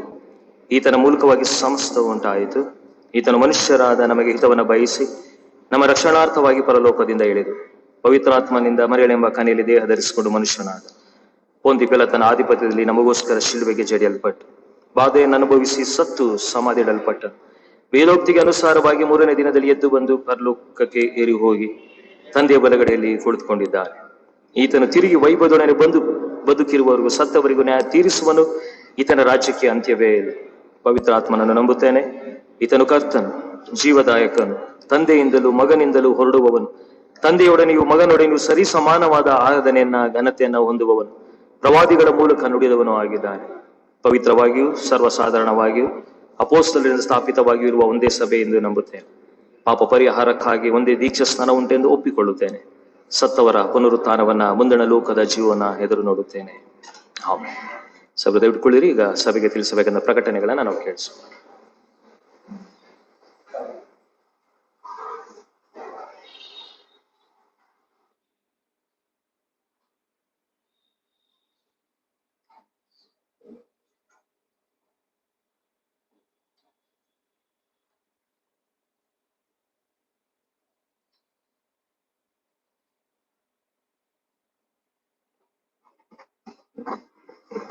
ಸಭೆಯವರಿಗೆ ತಿಳಿಸ್ತಕ್ಕ ವಿಷಯಗಳು. ಇಂದಿನ ಆರಾಧನೆಗೆ ಬಂದಿರುವ ತಮ್ಮೆಲ್ಲರನ್ನು ದೇವ ಸಂದೇಶವನ್ನು ನೀಡಿ ಆರಾಧನೆಯನ್ನ ನಡೆಸಿಕೊಡ್ತಿರುವ ಘನ ನೋವು ವಸಂತ್ ಕುಮಾರ್ ಇನ್ನವರಿಗೂ ಕ್ರಿಸ್ತನ ಪ್ರೀತಿಯ ಹೆಸರಿನಲ್ಲಿ ಸ್ವಾಗತಿಸಿ ವಂದಿಸುವನಾಗಿದ್ದೇನೆ. ಈ ವಾರದಲ್ಲಿ ತಮ್ಮ ಜನ್ಮದಿನವನ್ನು ಆಚರಿಸುತ್ತಿರುವ ನಮ್ಮ ಸಭಿಕರು ಶ್ರೀ ಅರ್ನೆಸ್ಟೇಬಲ್ ಸೋನ್ಸ್, Kumar Joel Austin, Shri P Joel Jayaprakash, Kumari Rithvika, Shrimati Annette Prathibha, Kumar Joel Rishan, Shrimati Caroline ಮೈಬಾ ಶಿವೀನ್ ಜೆ ಇವರುಗಳು. ಇವರೆಲ್ಲರನ್ನೂ ತಂದೆ ದೇವರು ಮುಂದಿನ ದಿನಗಳಲ್ಲಿ ಇನ್ನೂ ಹೆಚ್ಚಾಗಿ ಆಶೀರ್ವದಿಸಲೆಂದು ಸಭೆಯಾಗಿ ಹಾರೈಸುವವರಾಗಿದ್ದೇವೆ. ಕಳೆದ ವಾರದ ಕಾಣಿಕೆ ವಿವರ: ಸಭಾವಂತಿಕೆಯಾಗಿ ಬಂದದ್ದು 1,36,770 ರೂಪಾಯಿಗಳು. ಕಾಣಿಕೆಯ ಚೀಲದಿಂದ ಬಂದದ್ದು 19,300 ರೂಪಾಯಿಗಳು. ಕೃತಜ್ಞತಾ ಕಾಣಿಕೆಯಾಗಿ 9,500 ರೂಪಾಯಿಗಳು. ಜನ್ಮದಿನದ ಕಾಣಿಕೆ 6,800 ರೂಪಾಯಿಗಳು.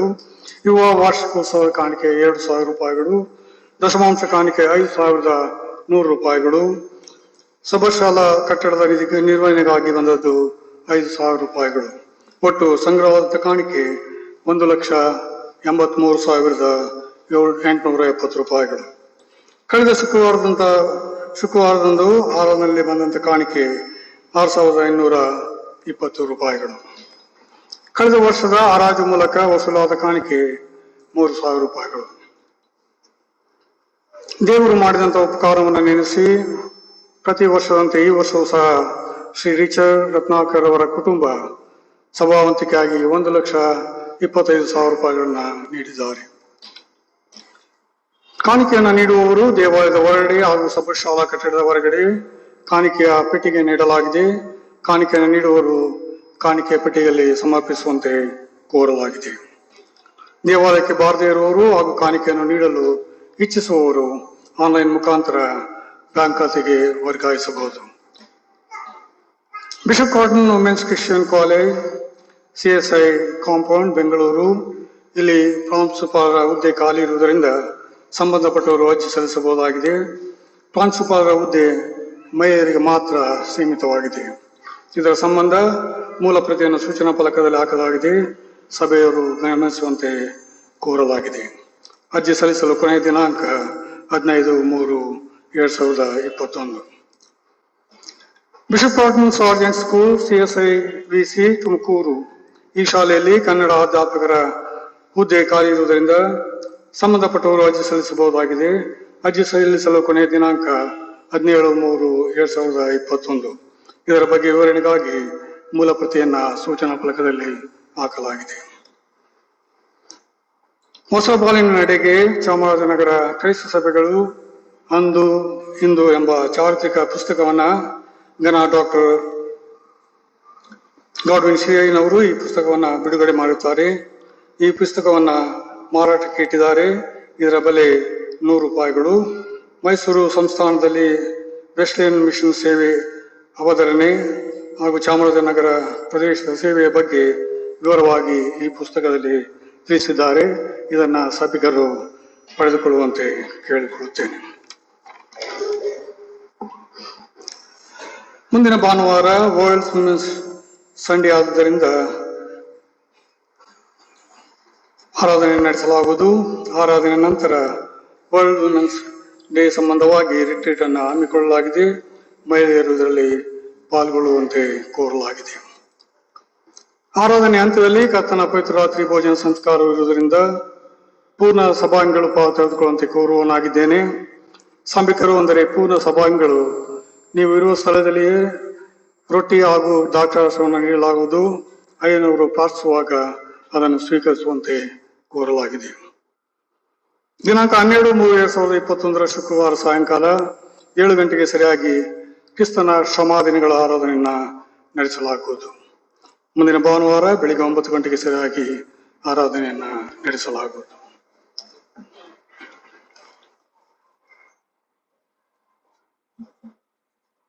ಕೆಲವು ಪ್ರಕಟಣೆಗಳು. ಕಳೆದ ಬಾರಿ ಪ್ರಕಟಿಸಿದ ಹಾಗೆ ಮಿನಿಸ್ಟ್ರಿಯಲ್ ಟ್ರೈನಿಂಗ್ಗೋಸ್ಕರವಾಗಿ ಅಂದರೆ ಸಭಾಪಾಲನಾ ಸೇವೆಗೋಸ್ಕರವಾಗಿ ಅಪ್ಲಿಕೇಶನ್ ಅನ್ನ ಕರೆಯಲಾಗಿದೆ. ಆದುದರಿಂದ ಅಪ್ಲಿಕೇಶನ್ ಅನ್ನ ಹಾಕುವಂತವರು ನಮ್ಮ ಸಭೆಯಲ್ಲಿ ಇದ್ದಿದೆ ಆದರೆ ಅವರು ಅಪ್ಲಿಕೇಶನ್ ಅನ್ನ 18ನೇ ಮಾರ್ಚಿನೊಳಗಾಗಿ ಹಾಕುವಂತೆ ನಾವು ಪ್ರೀತಿಯಿಂದ ನಾವು ಕೇಳಿಕೊಳ್ಳುತ್ತೇವೆ. ಪ್ರಾಮುಖ್ಯವಾಗಿ 21 ವರ್ಷ ವಯಸ್ಸು ಮೇಲ್ಪಟ್ಟಂತವರು ಮತ್ತು 30 ವರ್ಷ ಒಳಗಿನವರು ಈ ಒಂದು ಸೇವೆಗೋಸ್ಕರವಾಗಿ ನೀವು ಮುಂದೆ ಬರಬಹುದು. ಮತ್ತು ಈ ಬಾರಿ ಪ್ರಮುಖವಾಗಿ ಬರೀ ಪುರುಷರನ್ನ ಮಾತ್ರ ಕರೆಯಲಾಗಿದೆ. ಅದರಿಂದ ಪುರುಷರ ಯಾರಾದರೂ ಇದ್ದ ಪಕ್ಷದಲ್ಲಿ ಈ ಒಂದು ಟ್ರೈನಿಂಗ್ಗೋಸ್ಕರವಾಗಿ ನೀವು ಸಿದ್ಧವಾಗುವಂತೆ ನಾನು ಪ್ರೀತಿಪೂರ್ವಕವಾಗಿ ನಾನು ಕೇಳಿಕೊಳ್ಳುತ್ತೇನೆ. ಮತ್ತು ಡಯಸಿಸ್ ನ ಬಿಷಪ್ ಸೆಕ್ರೆಟರಿಯ ಒಂದು ಹುದ್ದೆಯು ಕೂಡ ಖಾಲಿ ಇರುವುದರಿಂದ ಈ ಒಂದು ಹುದ್ದೆಗೋಸ್ಕರವಾಗಿಯೂ ಕೂಡ ಕೊನೆಯ ಅರ್ಜಿ ಸಲ್ಲಿಸುವ ಒಂದು ಕೊನೆಯ ದಿನಾಂಕ 16ನೇ ಮಾರ್ಚ್ 2021.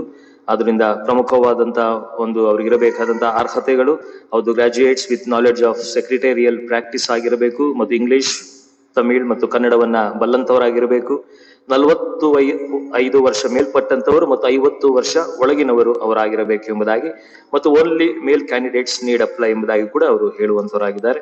ಆದ್ರಿಂದ ಹೆಚ್ಚಿನಂತ ವಿವರಗಳನ್ನ ನೀವು ಆರಾಧನೆ ತರುವಾಯನಿಂದ ಪಡೆಯಬಹುದು. ಇದು ಕೊನೆಯ ಪ್ರಕಟಣೆ ಆಗಿದೆ.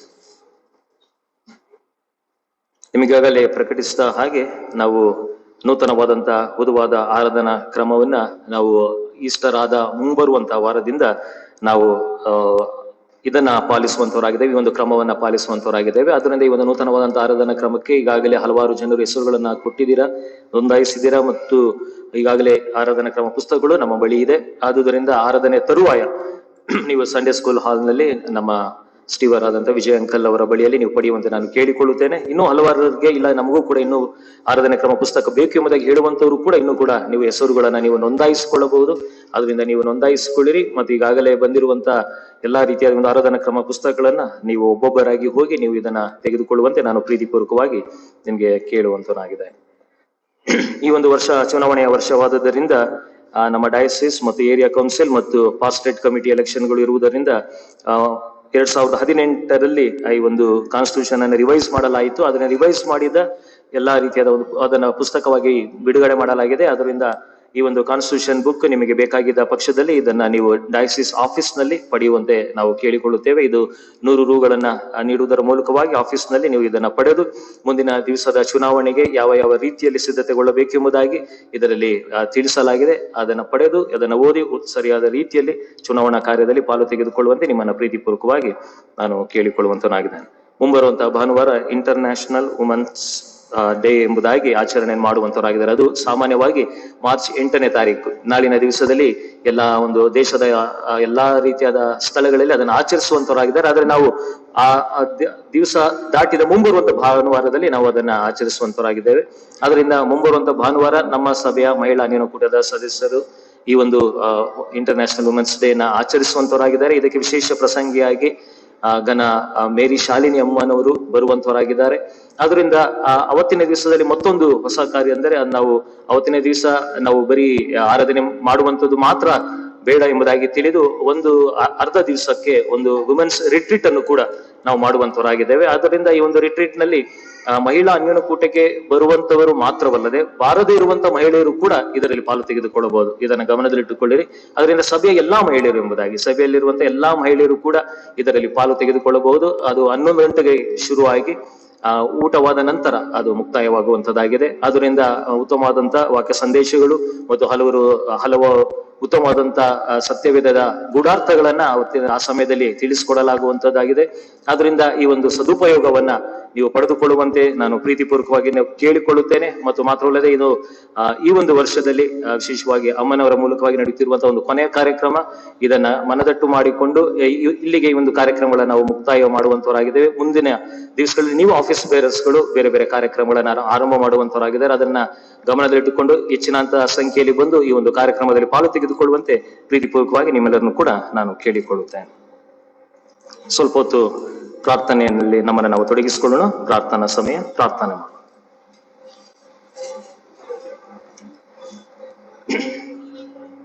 ಪ್ರೀತಿ ಸ್ವರೂಪನಾದಂತ ಸರ್ವಶಕ್ತನಾದಂತ ತಂದೆ ದೇವರೇ, ನಿಮಗಂತ ಸ್ತೋತ್ರವಾಗಲಿ ಸ್ವಾಮಿ. ಮಾನವರ ಮೇಲೆ ನೀನು ಪ್ರೀತಿಯನ್ನಿಟ್ಟು ನಿಮ್ಮ ಒಬ್ಬನೇ ಮಗನನ್ನ ಕಳಿಸಿಕೊಡುವುದರ ಮೂಲಕವಾಗಿ ಆ ಒಂದು ಪ್ರೀತಿಯನ್ನ ನೀವು ಸಿದ್ಧಾಂತ ಪಡಿಸಿದ್ದೀರಿ. ಅದಕ್ಕಾಗಿ ಸ್ತೋತ್ರವನ್ನು ಸಲ್ಲಿಸ್ತೇವೆ.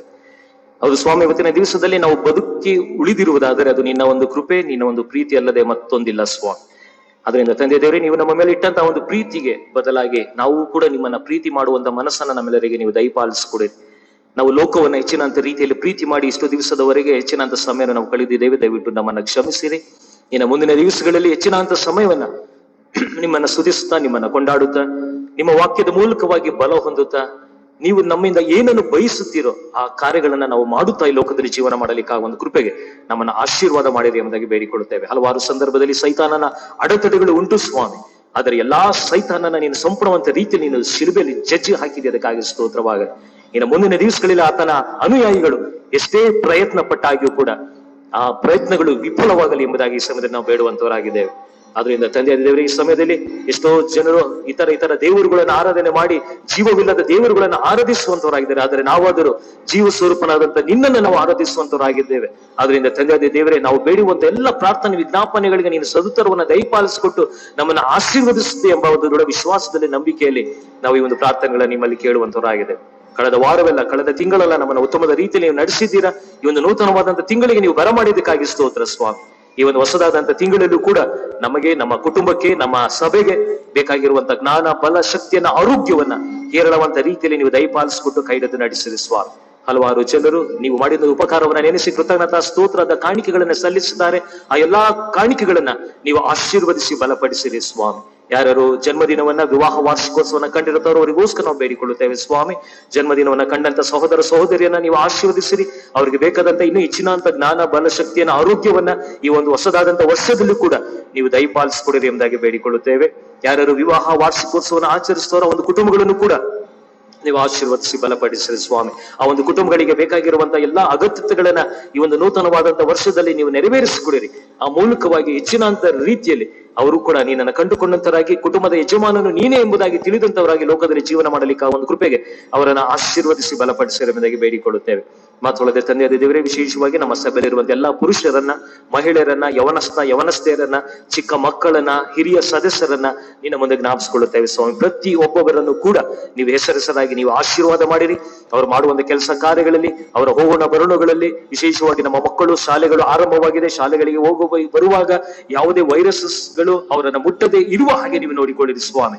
ವಿಶೇಷವಾಗಿ ತಂದೆ ದೇವರೇ, ಇಷ್ಟು ದಿವಸದವರೆಗೆ ನಾವು ಮನೆಗಳಲ್ಲಿ ಕುಳಿತುಕೊಂಡು ಆರಾಧನೆ ನಡೆಸ್ತಿದ್ದೇವೆ. ಈಗಾಲಾದರೂ ನಮಗೆ ಆ ಒಂದು ಅವಕಾಶವನ್ನು ಮಾಡಿಕೊಟ್ಟಿರಿ ಸ್ವಾಮಿ. ಇನ್ನೂ ಹಲವಾರು ಜನರು ಮನೆಗಳಲ್ಲಿ ಕುಳಿತುಕೊಂಡು ಭಯಭೀತರಾಗಿದ್ದಾರೆ. ಅದರಿಂದ ಇದಕ್ಕೆ ಕಾರಣ ಕರೋನಾ ವೈರಸ್ ಎಂಬುದೇ ನಮಗೆ ಗೊತ್ತುಂಟು ಸ್ವಾಮಿ. ಈ ಒಂದು ವೈರಸ್ ಅನ್ನ ಯೇಸುವೆ ನಿನ್ನ ಹೆಸರಿನ ಮೂಲಕವಾಗಿ ಮತ್ತೊಂದು ಆವರ್ತಿ ನಾವು ಈ ಒಂದು ಲೋಕದಿಂದ ನೀನು ಜಜ್ಜಿ ಹಾಕು ಎಂಬುದನ್ನು ಬೇಡುವಂತವರಾಗಿದ್ದೇವೆ ಸ್ವಾಮಿ. ಅಲ್ಪ ಸ್ವಲ್ಪ ಇರುವಂತ ಈ ಎಲ್ಲಾ ವೈರಸ್ಗಳು ಹೆಸರು ಇಲ್ಲದೆ ಇರುವ ಹಾಗೆ ಈ ಲೋಕದಿಂದ ಸಂಪೂರ್ಣವಂತ ರೀತಿಯಲ್ಲಿ ಅದು ನಾಶವಾಗಿ ಹೋಗಲಿ ಸ್ವಾಮಿ. ಆ ಮೂಲಕವಾಗಿ ಹೌದು ನನ್ನ ಸ್ವಾಮಿ ಈ ಎಲ್ಲದರಿಂದ ಅದನ್ನು ನಮಗೆ ಬಿಡುಗಡೆ ಕೊಟ್ಟು ಎಂಬುದಾಗಿ ಸಂತೋಷದಿಂದ ಸಮಾಧಾನದಿಂದ ನಿನ್ನ ಆಲಯದಲ್ಲಿ ಬಂದು ನಿನ್ನನ್ನು ಸ್ತುತಿಸಿ ನಿನ್ನನ್ನು ಕೊಂಡಾಡಲಿಕ್ಕಾಗ ಒಂದು ಕೃಪೆಗೆ ನಮ್ಮನ್ನು ಆಶೀರ್ವಾದ ಮಾಡಿರಿ ಎಂಬುದಾಗಿ ಸಮಯದಲ್ಲಿ ಬೇಡಿಕೊಳ್ಳುತ್ತೇವೆ. ಪ್ರಮುಖವಾಗಿ ತಂದೆಯಾದ ದೇವರೇ, ಹಲವಾರು ನಮ್ಮ ಭಾರತ ದೇಶಗಳಲ್ಲಿ ಹಲವಾರು ಸ್ಟೇಟ್ಗಳಲ್ಲಿ ಚುನಾವಣೆಗಳು ಆರಂಭವಾಗಿದೆ ಸ್ವಾಮಿ.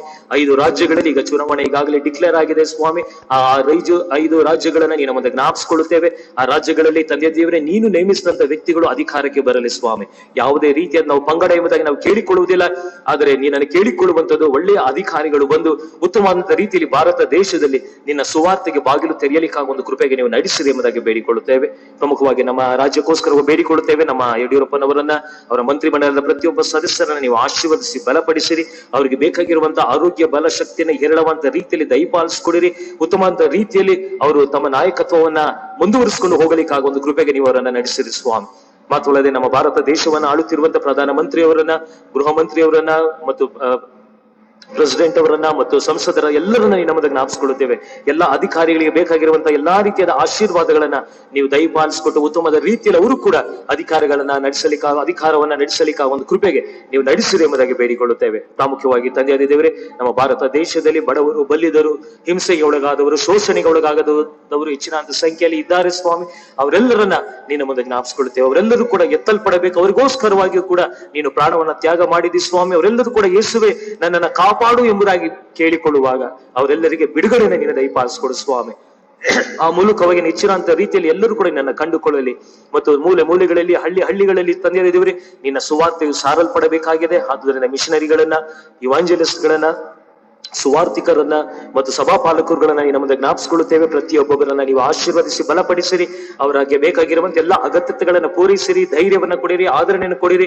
ಉತ್ತಮವಾದ ರೀತಿಯಲ್ಲಿ ನಿನ್ನ ಪ್ರೀತಿಯ ಒಂದು ಶುಭ ವಾರ್ತೆಯನ್ನ ಪ್ರತಿಯೊಂದು ಹಳ್ಳಿಗಳಿಗೆ ಅವರು ಸಾರಲಿಕ್ಕಾಗುವ ಒಂದು ಕೃಪೆಗೆ ನೀವು ಆಶೀರ್ವದಿಸಿ ಬಲಪಡಿಸಿರಿ ಎಂಬುದಾಗಿ ಬೇಡಿಕೊಳ್ಳುತ್ತೇವೆ ಸ್ವಾಮಿ. ತಂದೆಯಾದ ದೇವರೇ, ಅಷ್ಟಕ್ಕೆ ಮಾತ್ರವಲ್ಲದೆ ಈ ಸಮಯದಲ್ಲಿ ಆರಾಧನೆಗೆ ಬರಬೇಕು ಎಂಬುದಾಗಿ ಅಂದುಕೊಂಡಾಗಿಯೂ ಕೂಡ ಹಲವಾರು ಜನರು ಅನಾರೋಗ್ಯದ ನಿಮಿತ್ತವಾಗಿ ಬರಲಿಕ್ಕೆ ಆಗಲಿಲ್ಲ ಸ್ವಾಮಿ. ಅವರೆಲ್ಲರಿಗೋಸ್ಕರ ನಾವು ಬೇಡಿಕೊಳ್ಳುತ್ತೇವೆ. ವಿಶೇಷವಾಗಿ ಈ ಸಮಯದಲ್ಲಿ ವಿಜಯಕುಮಾರ್ ಅಂಕಲ್ ಅವರಿಗೋಸ್ಕರ ಬೇಡಿಕೊಳ್ಳುತ್ತೇವೆ. ಹೌದು ಸ್ವಾಮಿ, ಅವರ ಹೃದಯದಲ್ಲಿ ಬ್ಲಾಕೇಜಸ್ ಇರುವುದರ ಮೂಲಕವಾಗಿ ಅವರು ಆಪರೇಷನ್ಗೆ ಒಳಗಾಗಿದ್ದಾರೆ. ಆದಷ್ಟು ಬೇಗನೆ ಹೆಚ್ಚಿನಂತ ಆರೋಗ್ಯವನ್ನು ಹೊಂದಿದಂತವರಾಗಿ ಅವರು ಮನೆಗಳಿಗೆ ಹಿಂತಿರಲಿಕ್ಕಾಗ ಒಂದು ಕೃಪೆಗೆ ಅವರನ್ನು ಆಶೀರ್ವದಿಸಿ ಬಲಪಡಿಸಿರಿ. ಮಾತ್ರವಲ್ಲದೆ ಶ್ರೀಮತಿ ವತ್ಸಲ ದೇವಪುತ್ರ ಆಂಟಿ ಅವರನ್ನು ಕೂಡ ಆಶೀರ್ವಾದ ಮಾಡಿರಿ ಸ್ವಾಮಿ. ಕಳೆದ ದಿವಸಗಳಲ್ಲಿ ಅವರು ಬ್ಯಾಪ್ಟಿಸ್ಟ್ ಆಸ್ಪತ್ರೆಯಲ್ಲಿ ಶಸ್ತ್ರಚಿಕಿತ್ಸೆಗೆ ಒಳಗಾಗಿ ಈಗ ಗುಣ ಹೊಂದುತ್ತಾ ಬಂದಿದ್ದಾರೆ ಸ್ವಾಮಿ. ಹೆಚ್ಚಿನ ಅಂತ ಆರೋಗ್ಯ ಬಲ ಶಕ್ತಿಯನ್ನ ಪ್ರೀತಿಯುಳ್ಳ ಆಂಟಿಯವರೆಗೂ ನೀವು ದಯಪಾಲಿಸಿಕೊಡಿರಿ. ಇವರಿಬ್ಬರು ಕೂಡ ಉತ್ತಮವಾದ ರೀತಿಯಲ್ಲಿ ಗುಣ ಹೊಂದಿ ಮುಂದಿನ ದಿವಸಗಳಲ್ಲಿ ಆಲಯಕ್ಕೆ ಬಂದು ನಿನ್ನನ್ನು ಸ್ತುತಿಸಿ ನಿನ್ನನ್ನು ಕೊಂಡಾಡಲಿಕ್ಕೆ ಒಂದು ಕೃಪೆಗೆ ನಡೆಸಿರಿ. ನಯನವನಿತಾ ಆಂಟಿಗೋಸ್ಕರ ನಾವು ಬೇಡಿಕೊಳ್ಳುತ್ತೇವೆ. ಆ ಆಂಟಿಯವರನ್ನು ಕೂಡ ನೀವು ಆಶೀರ್ವದಿಸಿ ಬಲಪಡಿಸಿರಿ ಸ್ವಾಮಿ. ಅವ್ರಿಗೂ ಕೂಡ ಬೇಕಾದಂತ ಹೆಚ್ಚಿನಂತ ಆರೋಗ್ಯ ಬಲ ಶಕ್ತಿಯನ್ನು ಕೊಡಿರಿ ತಂದಿದ್ದೇವೆ. ನೀವು ಆರೋಗ್ಯದಾಯಕರಾಗಿದ್ದಿ ಸ್ವಾಮಿ. ನಿಮ್ಮನ್ನು ಬೇಡಿಕೊಳ್ಳುವಾಗ ಎಲ್ಲರಿಗೂ ಕೂಡ ನೀವು ಆರೋಗ್ಯವನ್ನು ಕೊಡಲು ಶಕ್ತನಾಗಿದ್ದೀರಾ. ಆದ್ರಿಂದ ಯಾರ್ಯಾರು ಅನಾರೋಗ್ಯದ ನಿಮಿತ್ತ ಮನೆಗಳಲ್ಲಿ ಬಳಲುವಂತವರಾಗಿದ್ದಾರೋ ಅವರೆಲ್ಲರೂ ನೀವು ಆಶೀರ್ವಾದ ಮಾಡಿರಿ. ವಿಶೇಷವಾಗಿ ಆನ್ಲೈನ್ ಮೂಲಕವಾಗಿ ಎಷ್ಟೋ ಜನರು ಆರಾಧನೆಗಳನ್ನು ನೋಡುವಂತವರಾಗಿದ್ದಾರೆ. ಅವರಲ್ಲಿ ಯಾರಾದರೂ ಅನಾರೋಗ್ಯದ ನಿಮಿತ್ತ ಬಳಲುತ್ತಿರುವವರಾದರೆ ತಂದೆ ದೇವರೇ, ಅವರಿಗೆ ಹೆಚ್ಚಿನಂತ ಆರೋಗ್ಯವನ್ನ ನೀವು ದಯಪಾಲಿಸಿಕೊಡ್ರಿ ಸ್ವಾಮಿ. ಯಾಕೆಂದ್ರೆ ನಿಮ್ಮ ಬಾಸುಂಡೆಗಳಿಂದ ನಮ್ಮೆಲ್ಲರಿಗೆ ಗುಣವಾಗಿದೆ ಎಂಬುದಾಗಿ ನಾವು ಬಲ್ಲಂತವರಾಗಿದ್ದೇವೆ. ಆದ್ರೆ ನಿನ್ನ ಬಾಸುಂಡೆಗಳಿಂದ ನಮಗೆ ಗುಣ ಉಂಟು ಎಂಬುದಾಗಿ ನಮ್ಗೆ ಗೊತ್ತುಂಟು ಸ್ವಾಮಿ. ನಿಮ್ಮ ವಾಕ್ಯವೆಂಬ ಒಬ್ಬ ದೂತನನ್ನ ಅವರ ಮನೆಗಳಿಗೆ ನೀವು ಕಳುಹಿಸಿಕೊಡಿರಿ. ಅವರಿಗೆ ಉತ್ತಮವಾದಂತಹ ಆರೋಗ್ಯವನ್ನು ನೀವು ದಯಪಾಲಿಸಿಕೊಟ್ಟು ಅವರೆಲ್ಲರೂ ಕೂಡ ಗುಣ ಹೊಂದಿ ಮುಂಬರುವಂತ ವಾರದಲ್ಲಿ ನಿನ್ನ ಆಲಯದಲ್ಲಿ ಬಂದು ನಿನ್ನನ್ನು ಸ್ತುತಿಸಿ ನಿನ್ನನ್ನು ಕೊಂಡಾಡಲಿಕ್ಕೆ ಆಗುವಂತ ಕೃಪೆಗೆ ನೀವು ನಡೆಸಿರಿ ಎಂಬುದಾಗಿ ಬೇಡಿಕೊಳ್ಳುತ್ತೇವೆ. ವಿಶೇಷವಾಗಿ ತಂದಿದ್ದೇವೆ, ಆರಾಧನೆ ಮಾಡಲು ಅಡ್ಡಿಯಾಗುತ್ತಿರುವಂತ ಎಲ್ಲಾ ಸೈತಾನನ ಶೋಧನೆಯಿಂದ ನಮ್ಮನ್ನು ಬಿಡಿಸಿರಿ ಸ್ವಾಮಿ. ಸಂಪೂರ್ಣವಾದಂತಹ ಒಂದು ಶಾಂತಿ ಸಮಾಧಾನದಿಂದ ನೀನನ್ನು ಸ್ತುತಿಸಿ ನಿನ್ನನ್ನು ಕೊಂಡಾಡಲಿಕ್ಕಾಗ ಒಂದು ಕೃಪೆಗೆ ಇನ್ನು ಮುಂದಿನ ದಿವಸಗಳಲ್ಲಿ ನಮ್ಮನ್ನು ಆಶೀರ್ವದಿಸಿ ಬಲಪಡಿಸಿರಿ. ಎಲ್ಲಾ ರೀತಿಯಾದ ಒಂದು ಸೈತಾನನ ಕುತಂತ್ರಗಳಿಂದ ನಮ್ಮನ್ನು ಬಿಡುಗಡೆ ದಯಪಾಲಿಸಿಕೊಟ್ಟು ನೀನೇ ಜೀವ ಸ್ವರೂಪನಾದ ದೇವರಾಗಿದೆ, ನೀನು ಭಯಂಕರನಾದಂತ ದೇವರಾಗಿದೆ ಎಂಬುದಾಗಿ ಇನ್ನು ಮುಂದಿನ ದಿವಸಗಳಲ್ಲಿ ಅದು ಪ್ರಕಟವಾಗಬೇಕು ಸ್ವಾಮಿ. ಅದನ್ನ ತಿಳಿದಂತವರಾಗಿ ಮುಂದಿನ ದಿವಸಗಳಲ್ಲಿ ಯೇಸುವೆ ನಿಜವಾದಂತ ದೇವರು ನಾವು ಏನೇ ಕಾರ್ಯಗಳನ್ನು ಮಾಡಿದಾಗಿಯೂ ಕೂಡ ಅದು ವ್ಯರ್ಥವಾದಂತ ಕಾರ್ಯ ಎಂಬುದಾಗಿ ಇತರ ಜನರು ತಿಳಿದಂತವರಾಗಿ ನಿನ್ನನ್ನು ಆತ್ಕೊಂಡು ಲೋಕಕ್ಕೆ ಬಂದು ನಿನ್ನ ಆಲಯಕ್ಕೆ ಬಂದು ನಿನ್ನನ್ನು ಸ್ತುತಿಸಿ ನಿನ್ನನ್ನು ಕೊಂಡಾಡಲಿಕ್ಕಾಗ ಒಂದು ಕೃಪೆಗೆ ನೀವು ನಡೆಸಿರಿ ಸ್ವಾಮಿ. ಮುಂಬರುವಂತ ವಾರವೆಲ್ಲ ನೀವೇ ನಮ್ಮ ಜೊತೆಗಾರರಾಗಿರಿ. ಮುಂಗಳುವಂತ ತಿಂಗಳಲ್ಲಿ ನಮಗೆ ಬೇಕಾದಂತ ಅಗತ್ಯತೆಗಳನ್ನ ಪೂರೈಸಿರಿ. ನಾವು ಮಾಡುವಂತ ಎಲ್ಲಾ ಕಾರ್ಯಗಳಲ್ಲಿ ನಮ್ಗೆ ಶುಭವನ್ನ ನೀವು ದಯಪಾಲಿಸಿಕೊಟ್ಟು ಕೈ ಹಿಡಿದು ನಡೆಸಿರಿ ಎಂಬುದಾಗಿ ಎಲ್ಲಾ ಪ್ರಾರ್ಥನೆ ವಿಜ್ಞಾಪನೆಗಳನ್ನ ಯೇಸು ಸ್ವಾಮಿಯರ ಮುದಾದ ನಾಮದಲ್ಲಿ ಬೇಡಿ ಹೊಂದಿದ್ದೇವೆ ಸರ್ವಶಕ್ತನಾದ ತಂದೆಯಾದ ದೇವರೇ, ಆಮೆನ್.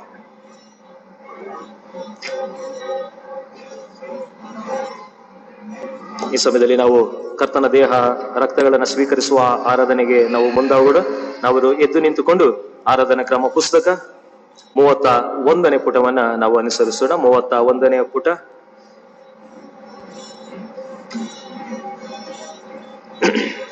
ನಾವೆಲ್ಲರೂ ಎದ್ದು ನಿಂತುಕೊಂಡು ಆರಾಧನಾ ಕ್ರಮ ಪುಸ್ತಕ 31ನೇ ಪುಟ. ಸಹೋದರರೇ, ನಾವೆಲ್ಲರೂ ಒಂದಾಗಿರುವುದು ಎಷ್ಟು ಒಳ್ಳೆಯದು, ಎಷ್ಟೋ ರಮ್ಯವಾದದು. ನಾವೆಲ್ಲರೂ ಒಂದೇ ರೊಟ್ಟಿಯಲ್ಲಿ ಪಾಲು ತಕ್ಕೊಳ್ಳುವುದರಿಂದ ಅನೇಕರಾಗಿರುವ ನಾವು ಒಂದೇ ರೊಟ್ಟಿಯಾಗಿಯೂ ಒಂದೇ ದೇಹವಾಗಿಯೂ ಇದ್ದೇವೆ.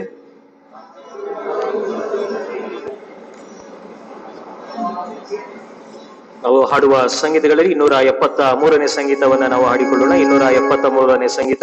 ಈ ಮೇಜ ಸೇರ ಯೇಸುವೆ ನಾ ಯೋಗ್ಯ ನಲ್ಲವು.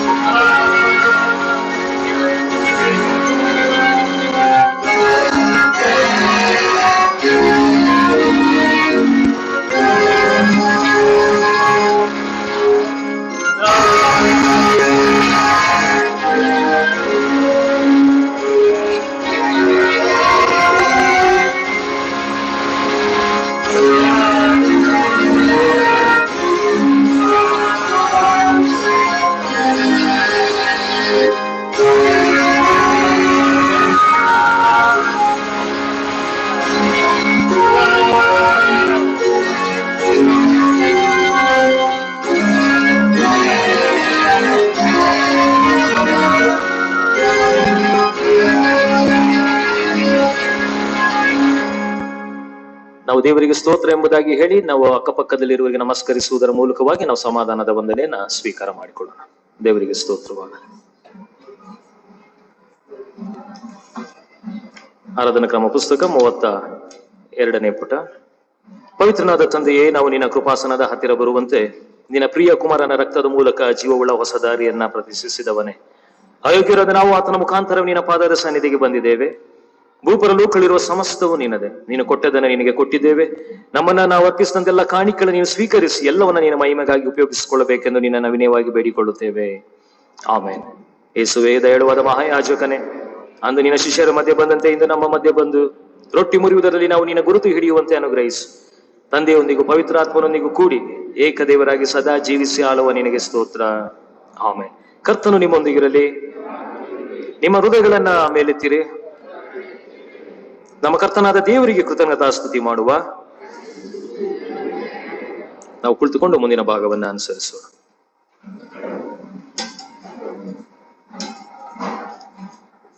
ಕರ್ತನೇ, ಪವಿತ್ರನಾದ ತಂದೆಯೇ, ಸರ್ವಶಕ್ತನಾದ ನಿತ್ಯ ದೇವರೇ, ನಾವೆಲ್ಲಾ ಕಾಲಗಳಲ್ಲಿಯೂ ಎಲ್ಲಾ ಸ್ಥಳಗಳಲ್ಲಿ ನಿನ್ನನ್ನು ಸ್ತುತಿಸುವುದು ನಿಜವಾಗಿ ಯುಕ್ತವೂ ನ್ಯಾಯವೂ ನಮ್ಮ ಕರ್ತವ್ಯವೂ ಆಗಿದೆ. ನಿನ್ನ ಕುಮಾರನಾಗಿರುವ ಪ್ರಭುವಾದ ಯೇಸು ಕ್ರಿಸ್ತನ ಮುಖಾಂತರ ನಿನ್ನನ್ನು ಸ್ತುತಿಸುತ್ತೇವೆ. ಆತನ ಮೂಲಕ ನೀನು ಪರಲೋಕ ಭೂಲೋಕಗಳನ್ನು ಒಳಗಿರುವ ಸಮಸ್ತವನ್ನು ಉಂಟು ಮಾಡಿ ನಿನ್ನ ಸ್ವರೂಪದಲ್ಲಿ ಮನುಷ್ಯನನ್ನು ನಿರ್ಮಿಸಿ ಅವನು ಪಾಪದಲ್ಲಿ ಬಿದ್ದ ಮೇಲೆ ಅವನನ್ನು ವಿಮೋಚಿಸಿ ನೂತನ ಸೃಷ್ಟಿಯ ಪ್ರಥಮ ಫಲವಾಗುವಂತೆ ಮಾಡಿದೆ.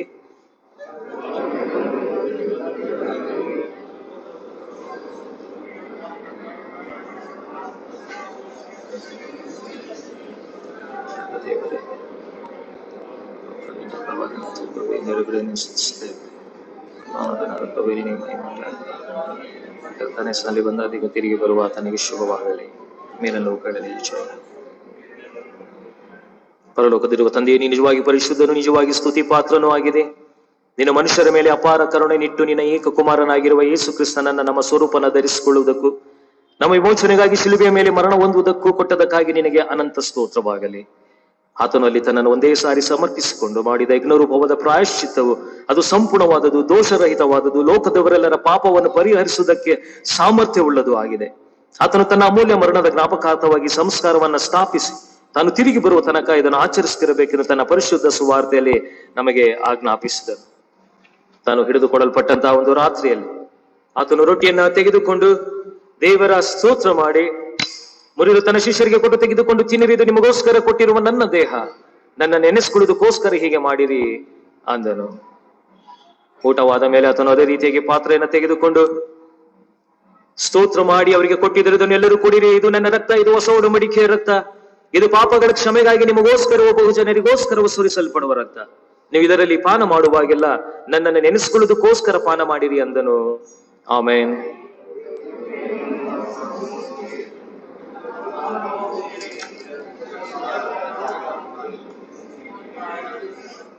ಆದ್ದರಿಂದ ತಂದೆಯೇ, ನಾವು ನಿನ್ನ ಕುಮಾರನಾಗಿರುವ ಪ್ರಭುವಿನ ಅಮೂಲ್ಯವಾದ ಶ್ರಮ, ಮರಣ, ಮಹಿಮೆಯುಳ್ಳ ಪುನರುತ್ಥಾನ, ದಿವಾರೋಹಣ ಇವುಗಳ ಸ್ಮರಣೆಯನ್ನು ಮಾಡಿ ಆತನು ಮಾಡಿದ ಅಪ್ಪಣೆಯ ಪ್ರಕಾರ ಆತನು ತಿರುಗಿ ಬರುವ ತನಕ ಆತನ ಜ್ಞಾಪಕಾರ್ಥವಾಗಿ ಸಂಸ್ಕಾರವನ್ನು ಆಚರಿಸುತ್ತಾ ಆತನಲ್ಲಿ ನೀನು ನಮಗೋಸ್ಕರ ಸಾಧಿಸಿದ ಪರಿಪೂರ್ಣ ವಿಮೋಚನೆಗಾಗಿ ನಿನಗೆ ಸ್ತೋತ್ರವನ್ನು ಸಲ್ಲಿಸುತ್ತೇವೆ.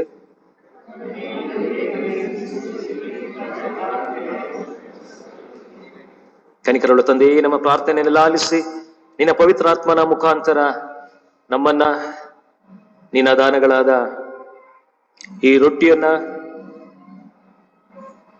ಮತ್ತು ದ್ರಾಕ್ಷ ರಸವನ್ನ ಪ್ರತಿಷ್ಠೆಪಡಿಸಿ ನಾವು ರೊಟ್ಟಿಯನ್ನು ಮುರಿದು ತಿನ್ನುವಾಗ ಕ್ರಿಸ್ತನ ದೇಹದಲ್ಲಿ ಪಾಲುಗಾರರಾಗುವಂತೆಯೂ ನಾವು ದೇವ ಸ್ತೋತ್ರ ಮಾಡಿ ಪಾತ್ರೆಯಲ್ಲಿ ಪಾನ ಮಾಡುವಾಗ ಕ್ರಿಸ್ತನ ರಕ್ತದಲ್ಲಿ ಪಾಲುಗಾರರಾಗುವಂತೆಯೂ ಅನುಗ್ರಹಿಸು.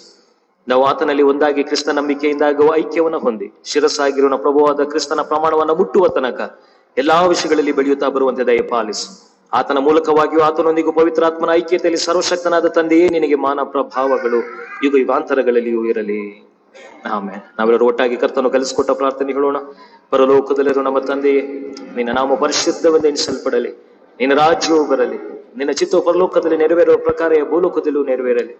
ನಮ್ಮ ದಿನದ ಆಹಾರವನ್ನು ಇವತ್ತು ದಯಪಾಲಿಸಿ, ನಮಗೆ ತಪ್ಪು ಮಾಡಿದವರು ನಾವು ಕ್ಷಮಿಸಿದಂತೆ ನಮ್ಮ ತಪ್ಪುಗಳನ್ನು ಕ್ಷಮಿಸು, ನಮ್ಮನ್ನು ಶೋಧನೆಯೊಳಗೆ ಸೇರಿಸದೆ ಕೇಡಿನ ನಮ್ಮನ್ನು ತಪ್ಪಿಸು. ರಾಜ್ಯವು ಬಲವು ಮಹಿಮೆ ಸದಾ ಕಾಲವು ನಿನ್ನ ವಹಿಸುವ. ನಾವೆಲ್ಲರೂ ಕೂಡ ಮೊಣಕಾಲೂರಿಕೊಂಡು 35ನೇ ಪುಟದಲ್ಲಿರುವಂತ ಅರಿಕೆನ ನಾವು ಒಟ್ಟಾಗಿ ಹೇಳಿಕೊಳ್ಳೋಣ.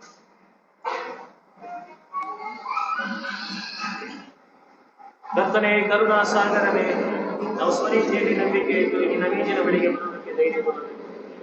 ವಿಧ ವಿಧವಾಗಿ ಪ್ರಕಟವಾಗುವ ನಿನ್ನ ಮಹಾಕರುಣೆಯಲ್ಲಿ ನಂಬಿಕೆ ನಿನ್ನ ಮೇಜಿನಲ್ಲಿ ಬಿಡುವ ರೊಟ್ಟಿಯನ್ನು ನಾವು ಆಯ್ದುಕೊಂಡು ನಮ್ಮ ಯೋಗ್ಯರಾಗಿದ್ದೇವೆ.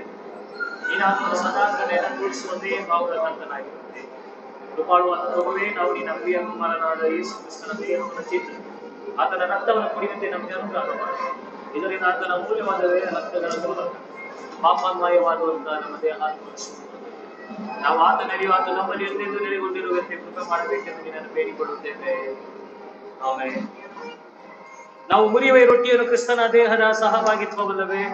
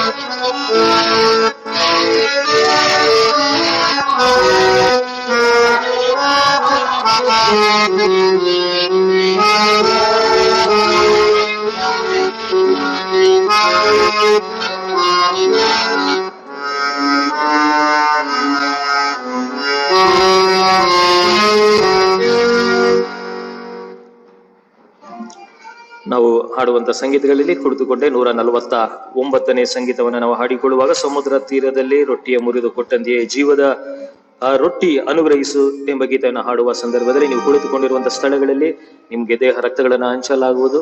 ಅದಾದ ನಂತರ ನಾವು ಪ್ರಾರ್ಥನೆ ಮಾಡಿ ಒಟ್ಟಾಗಿ ನಾವು ಅದನ್ನ ಸ್ವೀಕಾರ ಮಾಡಿಕೊಳ್ಳೋಣ. ಬೇಕಾದಷ್ಟು ಚರಣಗಳನ್ನ ನಾವು ಹಾಡಿಕೊಳ್ಳೋಣ.